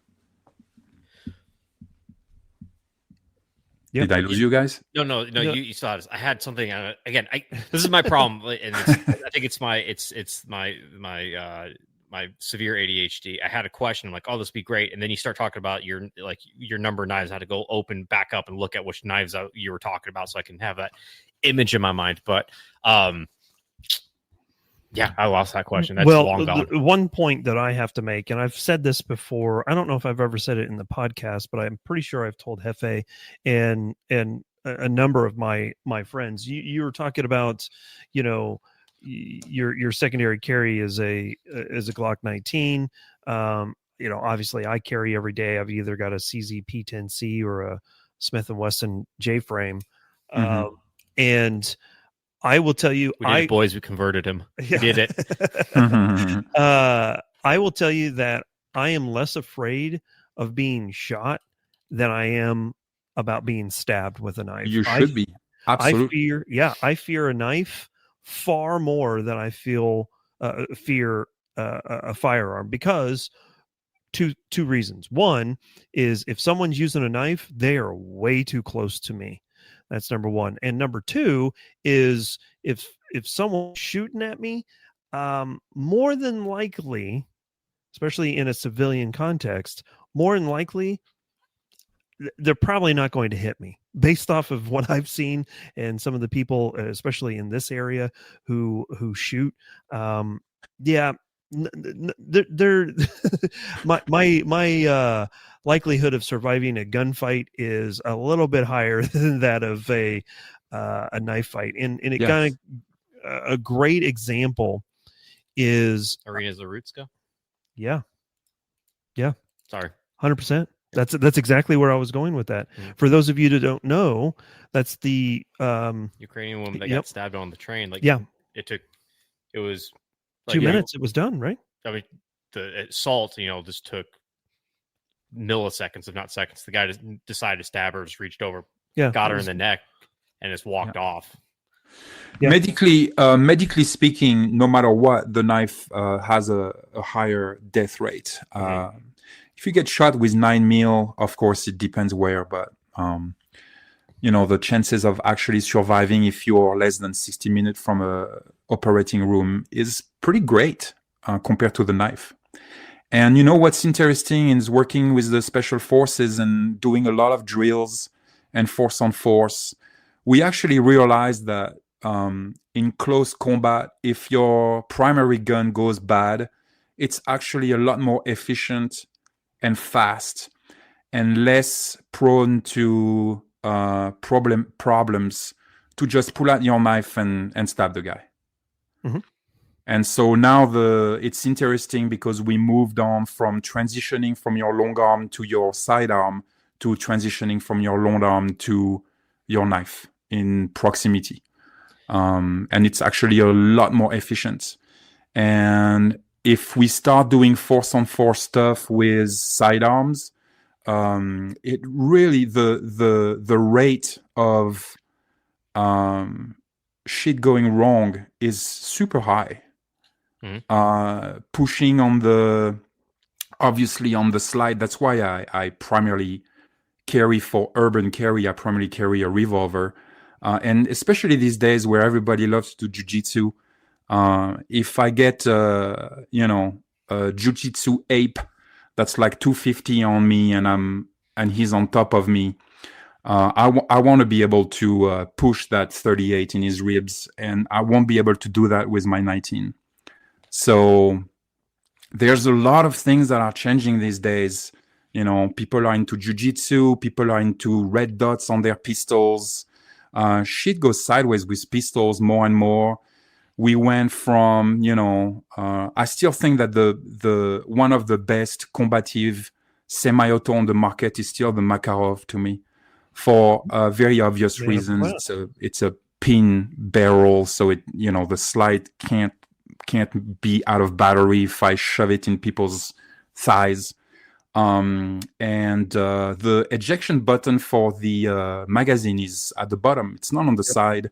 And it's amazing the amount of time on force when you do force on force, where you pull out your pistol while somebody's trying to stab you and headbutt you, and you push that fucking stupid button and your magazine falls on the floor.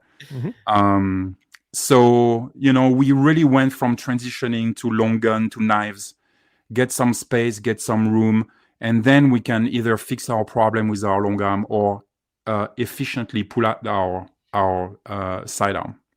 So I am going to take 3 steps back, because I remembered the question I was going to ask, or like the statement I was going to make, and I wrote it down in my nice Rodea book, made in France, by the way.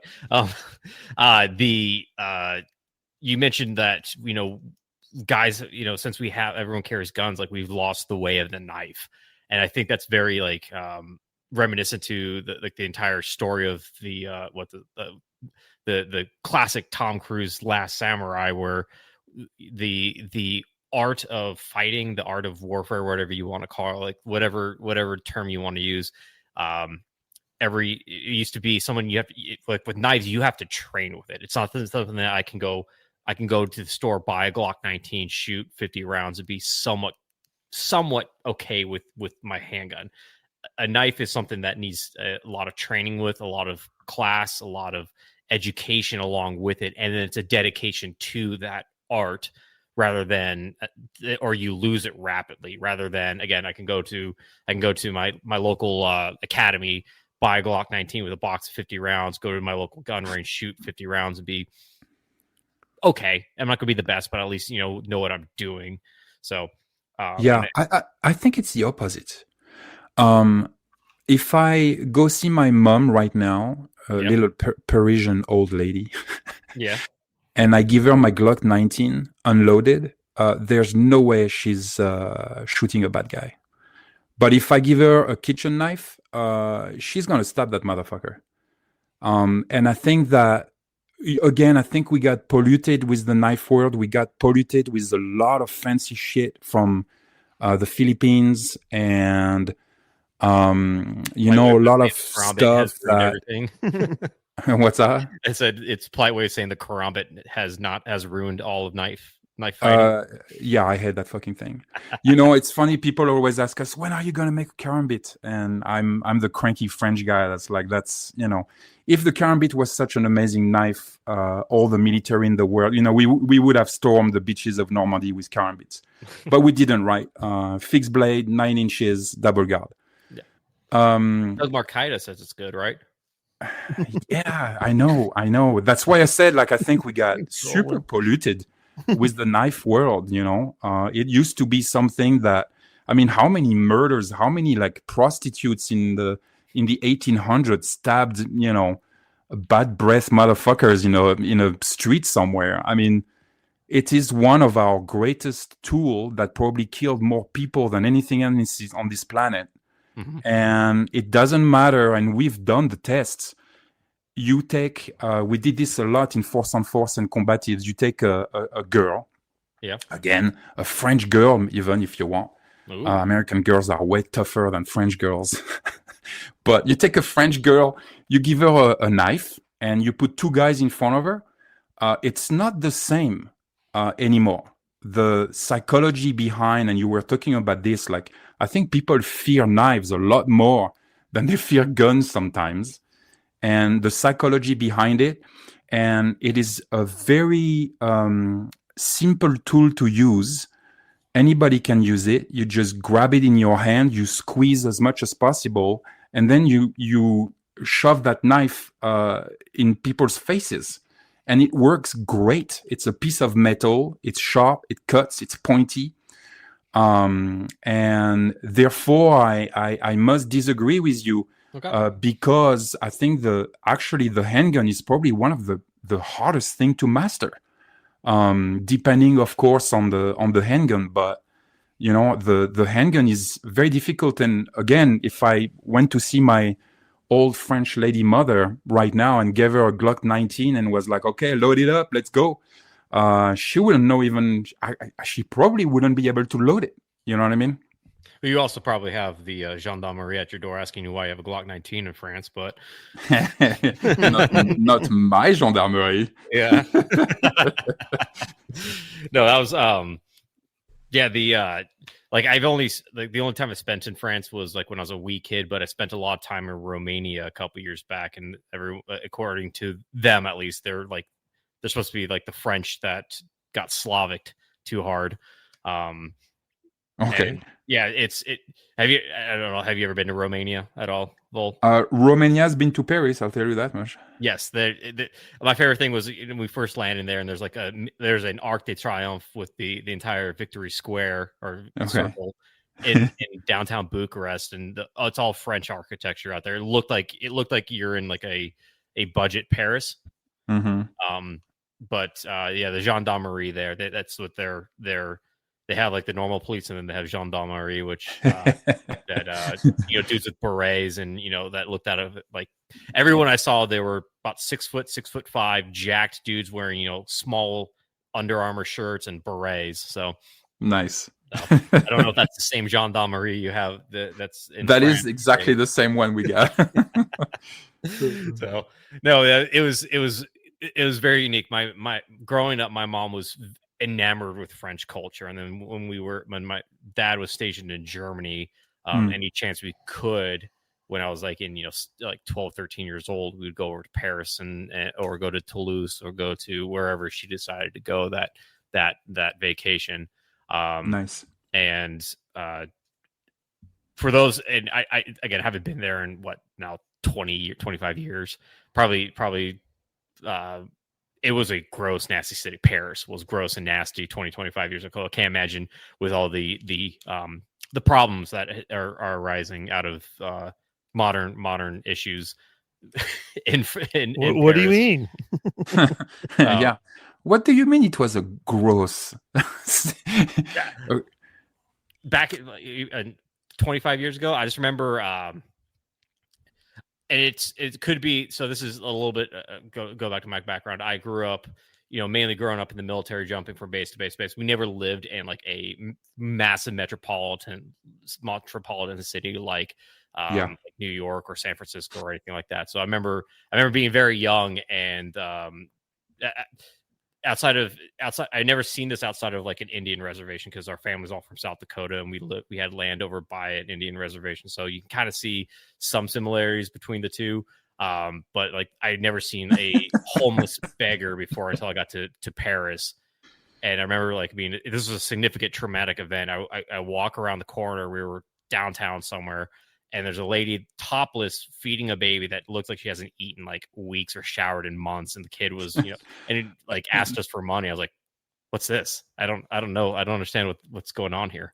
That was not a French lady. probably wasn't. I don't know what happened. I wasn't into politics or into the ethnic breakdown of Parisian culture in 2002, 2003. So, yeah, it was gone already. France is gone, man. Paris is gone. Yeah. Toulouse is still nice. I think Toulouse was still a fun city to visit. And this doesn't, I don't want to discourage anybody from visiting Paris if you have the desire to do that. But there's so much more cooler places in Europe to go see than Paris. I just remember it being very fucking expensive too.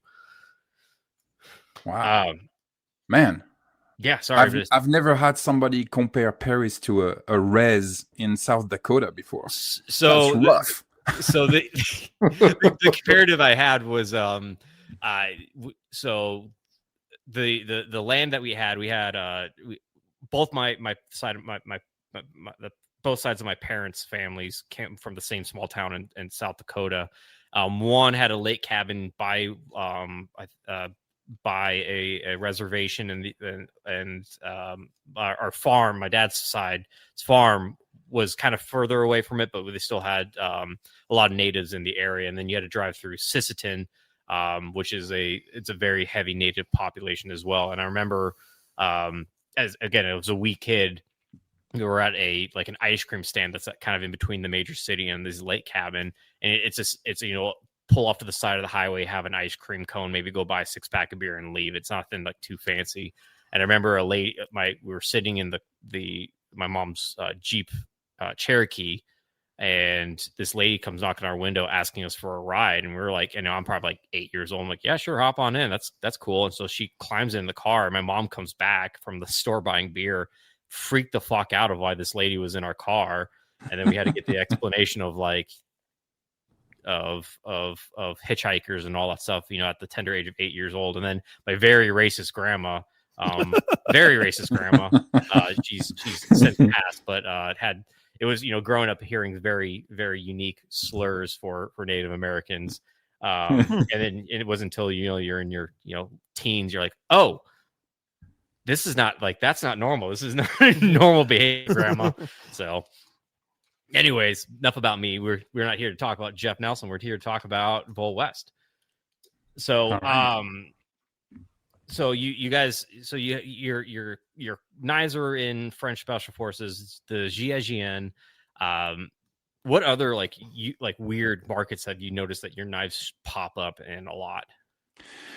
Well, like I said, there's really two separate worlds for us. There's Europe and the US. The US, like I said, it's very interesting. It's a lot of urban combatives fighting guys, and that's really been our market here. And I love that. I think it's super cool, and hopefully, hopefully we can serve that clientele well. And then in France, we are a lot more military oriented. We've had to contend in the US with the made in China stuff since we really were talking about that. And we've had a pretty big backlash from the US because of that. And that's okay. I totally understand I totally understand the patriotic view of the made in China issue. What I don't understand and what I'm going to keep on arguing is the quality aspect of that issue. I stand by our product, like I said, and I think I can safely challenge any $300 knives against our $180 or $80 knife. And that's really the issue that I would like to bring up and solve. And I think that we can pass that. The patriotic issue, I totally get it. I totally understand it. And I'm 100% behind it. And if Americans feel that, made in China is shit because of a patriotic stance, alors I stand behind that 100%. And I encourage those people to buy Emerson or any other brand, made in US brand. And I'm the first one to do it. I arrived in this country. I was a very young man, and I arrived, it was in 94. And I made it a point. I only bought American cars. I never wanted to vote in this country because I'm not from this country, and therefore I don't want to take the political power from a citizen. So I made huge conscious efforts to integrate into this culture and to respect this country, my host country. I've lived here now longer than I've ever lived in France. And therefore, it is my country. It is now my culture. It is everything that I love in this world. And so I totally understand the patriotic stance, and I totally respect that. What bothers me is, like I said, when, guys come on our comments on Instagram, for example, and say, it's made in China, it's shit. And that really bothers me. So, I think that that was the starting point of our conversation and how we actually met. Because when I had made that post about the differences between trying to make shit in Europe or manufacture in Europe or manufacture in the US compared to China, obviously that resonated with a lot of even small manufacturer, like I'm sure Hamre, and we were talking about Turner, and And those are guys that I respect and I buy their product. I'm the first one to buy their product because it's made in the US, because I love their shit, because I want to support small companies made in the US. But guess what? I am a small company made in the US. I'm supporting my family here in the US. And we are creating cool shit. And I'm the first one to be super proud when, a cop or Leo or military personnel sends me an American cop, sends me a photo of our knife on his gear. That's it for me. That does it for me. And what matters to me is what I can bring to those guys under $100 to save their lives when it matters, when it counts, and have good concept, good solid understanding of combatives, good solid understanding of what happens when we fight with a knife. And this is where we live. We live in a weird place where we come out with very specific concepts, but we manufacture in China. And we live in the US, and I have a French accent. And so it's a weird place, and I get it. I understand it. It's not for everybody. Like I said, there are Lamborghinis out there, and there are tacos. So I hope that makes sense. Nope. Yep. Buy a taco. That's what. Well, if you want to go drive in the mountains and do cool shit, yeah, you got to buy a taco. Well, I mean, and you mentioned like you talk about Hamre again. It's like, well, he's the only one making the hook grips right now, unless China stole his design for the revolver grips. But is anybody making those anymore? I remember there was another company. I think you had some on your older revolvers. Yes. Hip grip, I think they were called. Actually, the guy that invented those is a cop from Detroit. Mm-hmm. And it's a really cool story, and yeah, those are amazing, and that's what I had on my revolver. Like I said, I've been carrying a revolver for a long time, and I never liked Kydex holsters. I carry appendix, and I never liked holsters, again, for a lot of reasons, and combatives and fighting reasons. And again, the world has changed. We live amongst people that go do jujitsu 10 times a day now. It's really annoying. But so the world has changed. But this cop from Detroit in the 80s, invented that. And that was extremely cool. And when I found Hamre, which totally revisited that concept of the hook on the handle there, I was like, yeah, I'm gonna support that company because I think that's a super cool concept. And I actually bought a lot of those from him and sold them in France to special forces guys. So right now there's some Frenchie out there in Mali, in Africa, in the middle of nowhere, with a Hamre forge in his pants. And a Cyclops in his waistline. Hopefully. So hopefully. We're kind of getting towards the end of this, but you've mentioned jiu-jitsu plenty of times.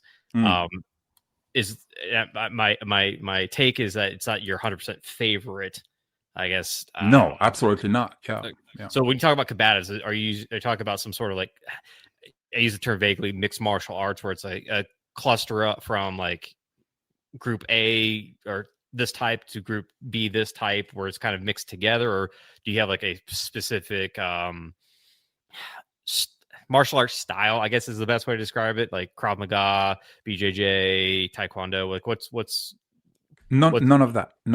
Okay. We are in the combatives team. Combatives has been around, and it's a wide term now that is a little bit cloudy and subtle, but it's military shit basically. And it's the problem with martial arts, as we know, is that it's made to fight one-on-one with rules. And the problem is that when you start engaging in wars or in defending your life in the streets, there are no rules. There's usually multiple opponents, and you know this if you're a cop better than anybody else. And obviously, we civilians, we go in the streets on a deficit. We don't know when we're going to be attacked. That day, maybe I have diarrhea if I ate a bad croissant. And you know, so we are at a deficit, and obviously, the problem that I have with jiu-jitsu for regular people is I think that a little bit of jiu-jitsu is great, especially I think for women. I think that women have a better chance to end up on the ground with a dude on top of them. And therefore, knowing a little bit of, you know, guards and stuff like that, I think it's great. It's a great tool to have in the toolbox. But more and more, we see guys that, you know, have made jiu-jitsu their religion, and they really think. I always remember that Joe Rogan at some point was like, you know, somebody asked him, "Oh, why do you do jiu-jitsu and shit? Could you like harm me, if, you know?" And Joe Rogan was like, "Oh yeah, I could kill you." And I'm like, "Well, yeah, I can kill you too, but the problem is that now a lot of guys and young men especially always think about bringing people to the ground, and if you bring me to the ground, you're gonna get stabbed in the butthole and shot in the ribs 5 times, and you know that's becoming a really big problem. Is that, you know, people think that the way they are training and the dojo is going to be the same as the street. The problem is that if I go to the ground with you because I'm a black belt in jiu-jitsu, yes, I'm probably going to get stabbed in the butthole. I'm probably going to get 5 shots of 38 in the ribs. And then his 2 friends that I didn't calculate and didn't see are probably going to stab me in the back. So I'm not a big fan of jiu-jitsu outside of the practice. I think the practice is great. If you want to make friends, if you want to train, I'll always take, for a 20-year-old young man, I think it's amazing and way better if he goes to jiu-jitsu than if he, you know, yanks himself in front of YouPorn all day long. So I think the martial aspect of things is an amazing psychological and physical things that we can do every day instead of doing other stupid things. But having said that, a lot of that shit doesn't translate to the streets. And we see it over and over and over again.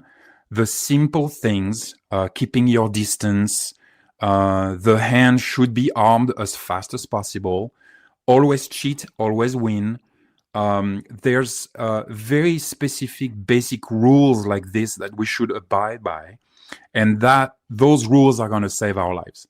Jiu-jitsu is great when we're 20, but you know, when I'm 53 now and I don't have 20 years in front of me to become a black belt, it's very time consuming. It's very hard on the joints. There's a lot of negative things about jiu-jitsu, but from a point of view of survival, pure survival in the streets, I would never bring a bad guy to the ground, because that bad guy probably has a knife or probably has a gun, and I'm going to get shot and stabbed in the butthole, and I don't want that. So that's, I think, the universe we live in. And like I said, that changes a lot of things, and that's why I made that little push, our Cyclops there, number 13. And that little push was made primarily for ladies. Again, the Special Forces stole it, but that was meant for girls, and my wife carries she carries a Glock 42, but also a push. The push is an amazing weapon for ladies, because once it's in the hand and you close your hand, it's very hard to get out. It's way easier for a guy to grab a knife from a lady, but the push is great for that.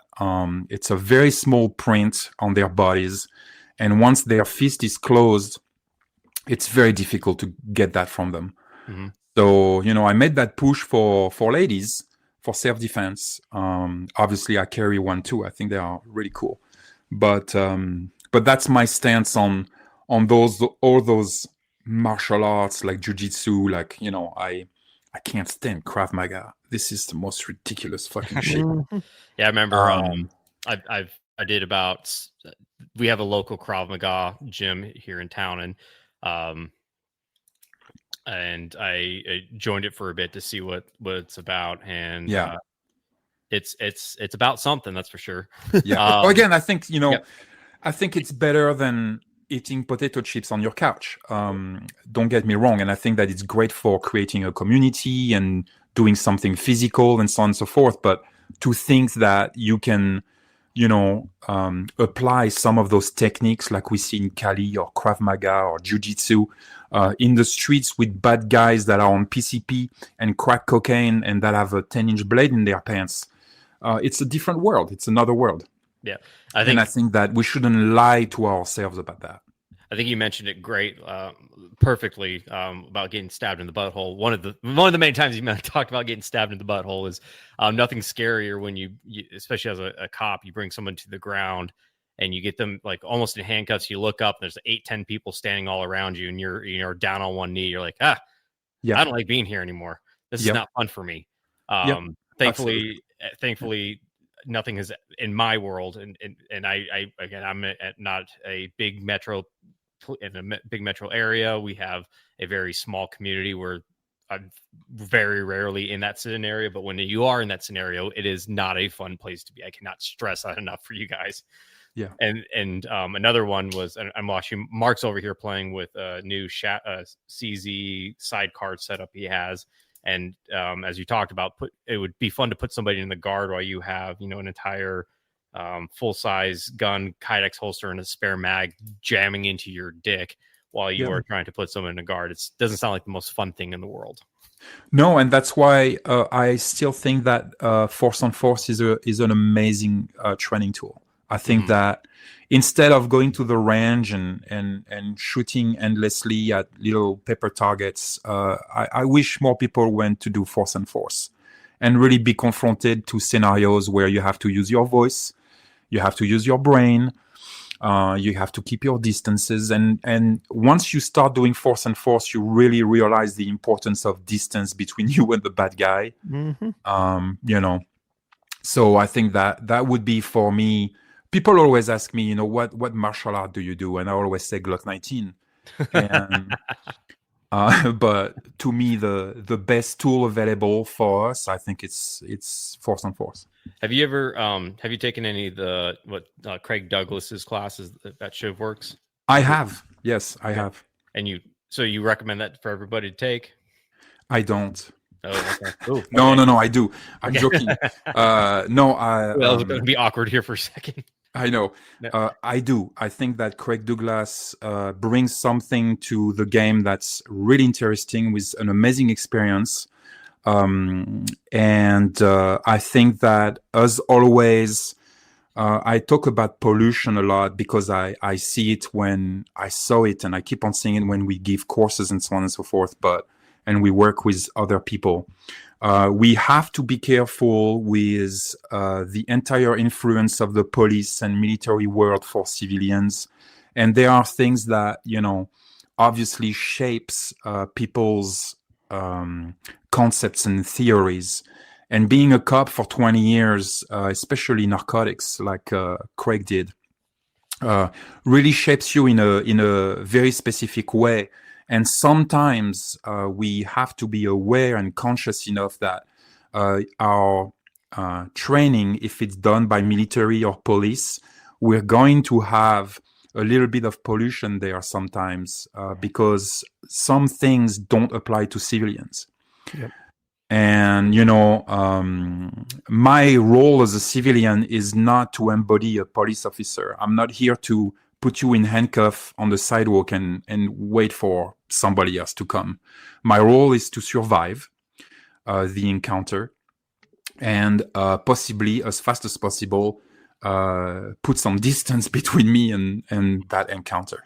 And so there are a lot of things that, is being taught and in some circles that I think we should be as critical as possible because our life is on the line, or my wife's life is on the line. If I go take a course and I'm like, I'm going to do this from now on. I got to be aware that, my life is on the line. And that's why I'm very critical of some people. I'm very critical of a lot of methods. I think Craig Douglas is top 3. It's extremely interesting. ECQC is amazing. Managing unknown contact is amazing. It's an amazing course.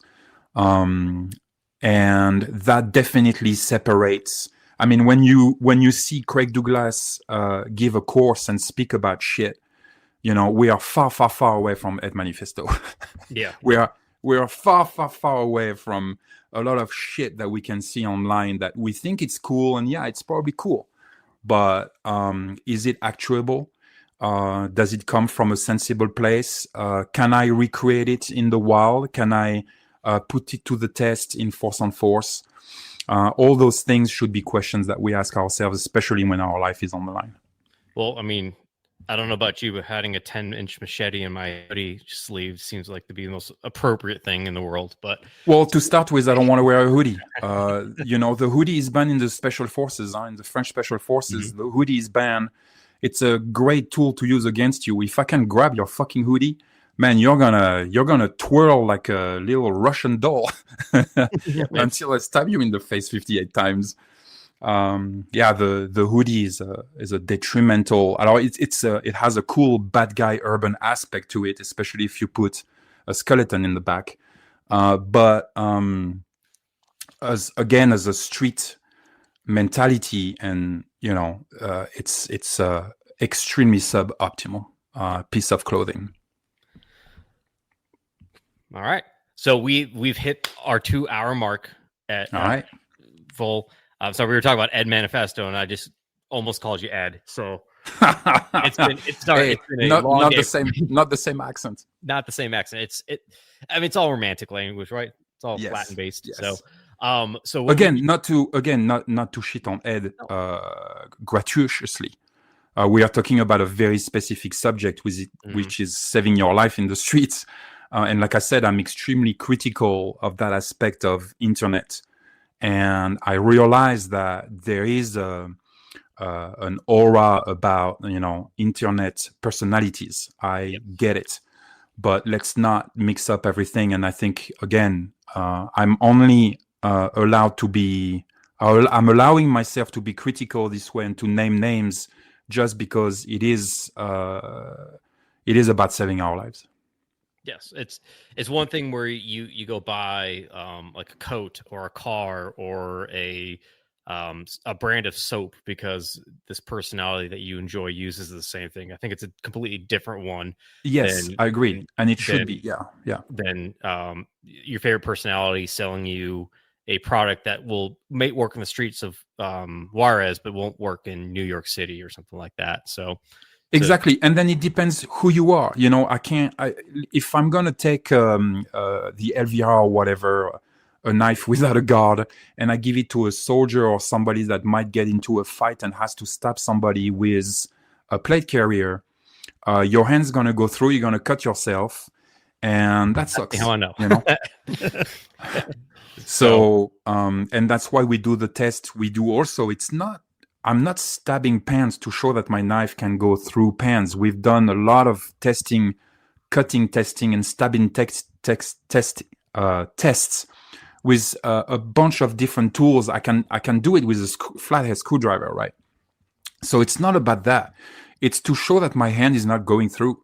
It's to show that if I'm a soldier and I come into contact with another soldier and I pull out my knife and I stab him into one of his magazines on his chest, that my hand is not going to go through and I'm not going to cut myself.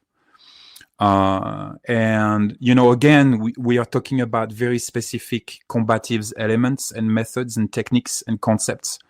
And, I'm sure that 90% of the people that watch my videos when I stab a pen, it's like, oh, wow, okay, the tip didn't break, you stabbed the pen, your knife is strong.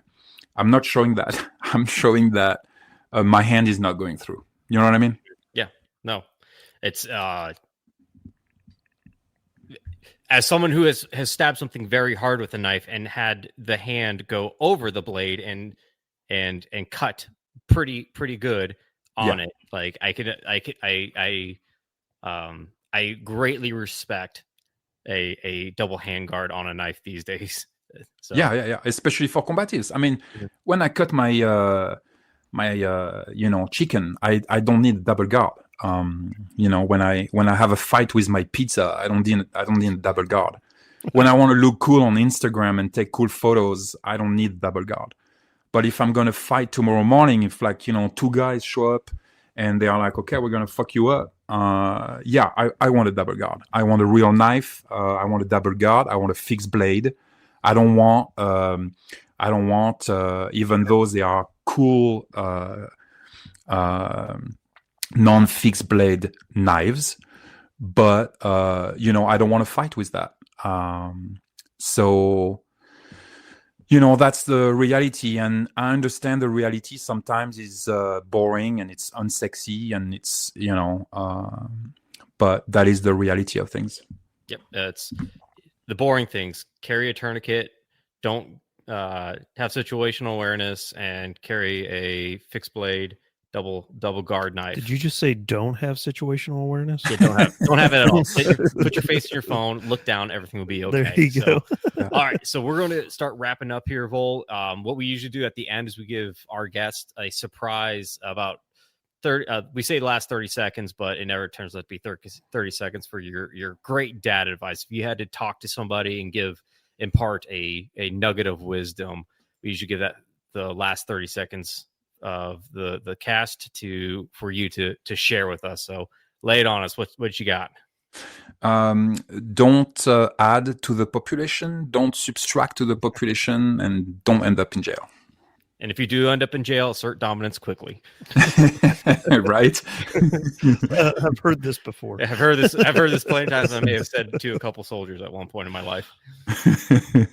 Yeah, no, I really don't have advice. I think that's the great beauty about life, is that we make mistakes and we stumbles and we get back up and we find our way. And our way is magical sometimes and really, really retarded other times. But it is our way. And, who am I to give advice to somebody? I think that people should explore their life to the fullest, make all the mistakes they want. But yeah, don't add to the population, don't subtract, and don't end up in jail. Wow. Okay. Well, there's two good pieces of advice there. Yeah. I don't have anything for me today. I have no joke prepared. You have a joke prepared. You have a joke prepared, don't you? No joke. Mark usually spends about a week in the mirror talking and preparing a really, really okay-ish dad joke. Okay. But I guess not tonight. No, not tonight. The only thing that I have to say is I for those people who follow me on Instagram, I've posted about it already, but unfortunately we've got some bad news. The German Shepherd Roxy is unfortunately no longer with us. She passed at 17:19 Monday morning or evening rather. We had unfortunately had to put her down. She took a turn over the last week. I would say we've been fighting seizures since May, and the one thing that's been kind of trying to carry me through this week, because I just didn't realize how attached I was to that dog. But there's a saying from Dr. Seuss, who said, "Don't cry because it's over, smile because it happened." And I hope you guys take that with you, and just kind of remind yourself when things finally do come to a close, we shouldn't dwell on the fact that it is over, but rather that we had the opportunity to live through it. So, okay. Well, I feel now shown up by two great pieces of advice, and I got nothing. That's okay. It's okay. We've gone through that before, and that's fine. But again, Volt, thank you so much for chatting with us, man. It's one of the really cool things about some of these podcasts that we get some really interesting people, and we blink and it's been 2 hours and we're like, holy cow, that was amazing. We could probably go for another 2 hours. We could, easily.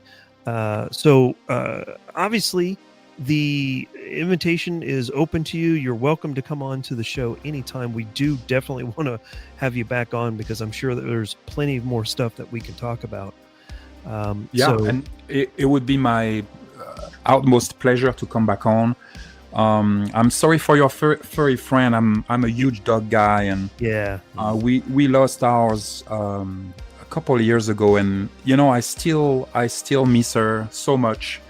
And they are amazing creatures, absolutely amazing creatures. And we always say that with my wife, but we are just so blessed to have had the opportunity to meet her. So, I extend my thoughts here with you. I appreciate that so much. We will have all of Station 9's contact information in the description of this podcast. So if you guys are interested in finding them on Instagram or their website, we'll definitely have that in the description so you guys can check out all the different numbered knives that they have. So you can kind of go get your number 12 when they come back in stock. Yeah, exactly. So anyway, we'll have that information in there. Again, we'll have you back on, but we're going to go ahead and shut it down. Thanks again for everybody joining us tonight, and we will catch you guys next time. Don't forget to live, laugh, and LARP. Bye, y'all.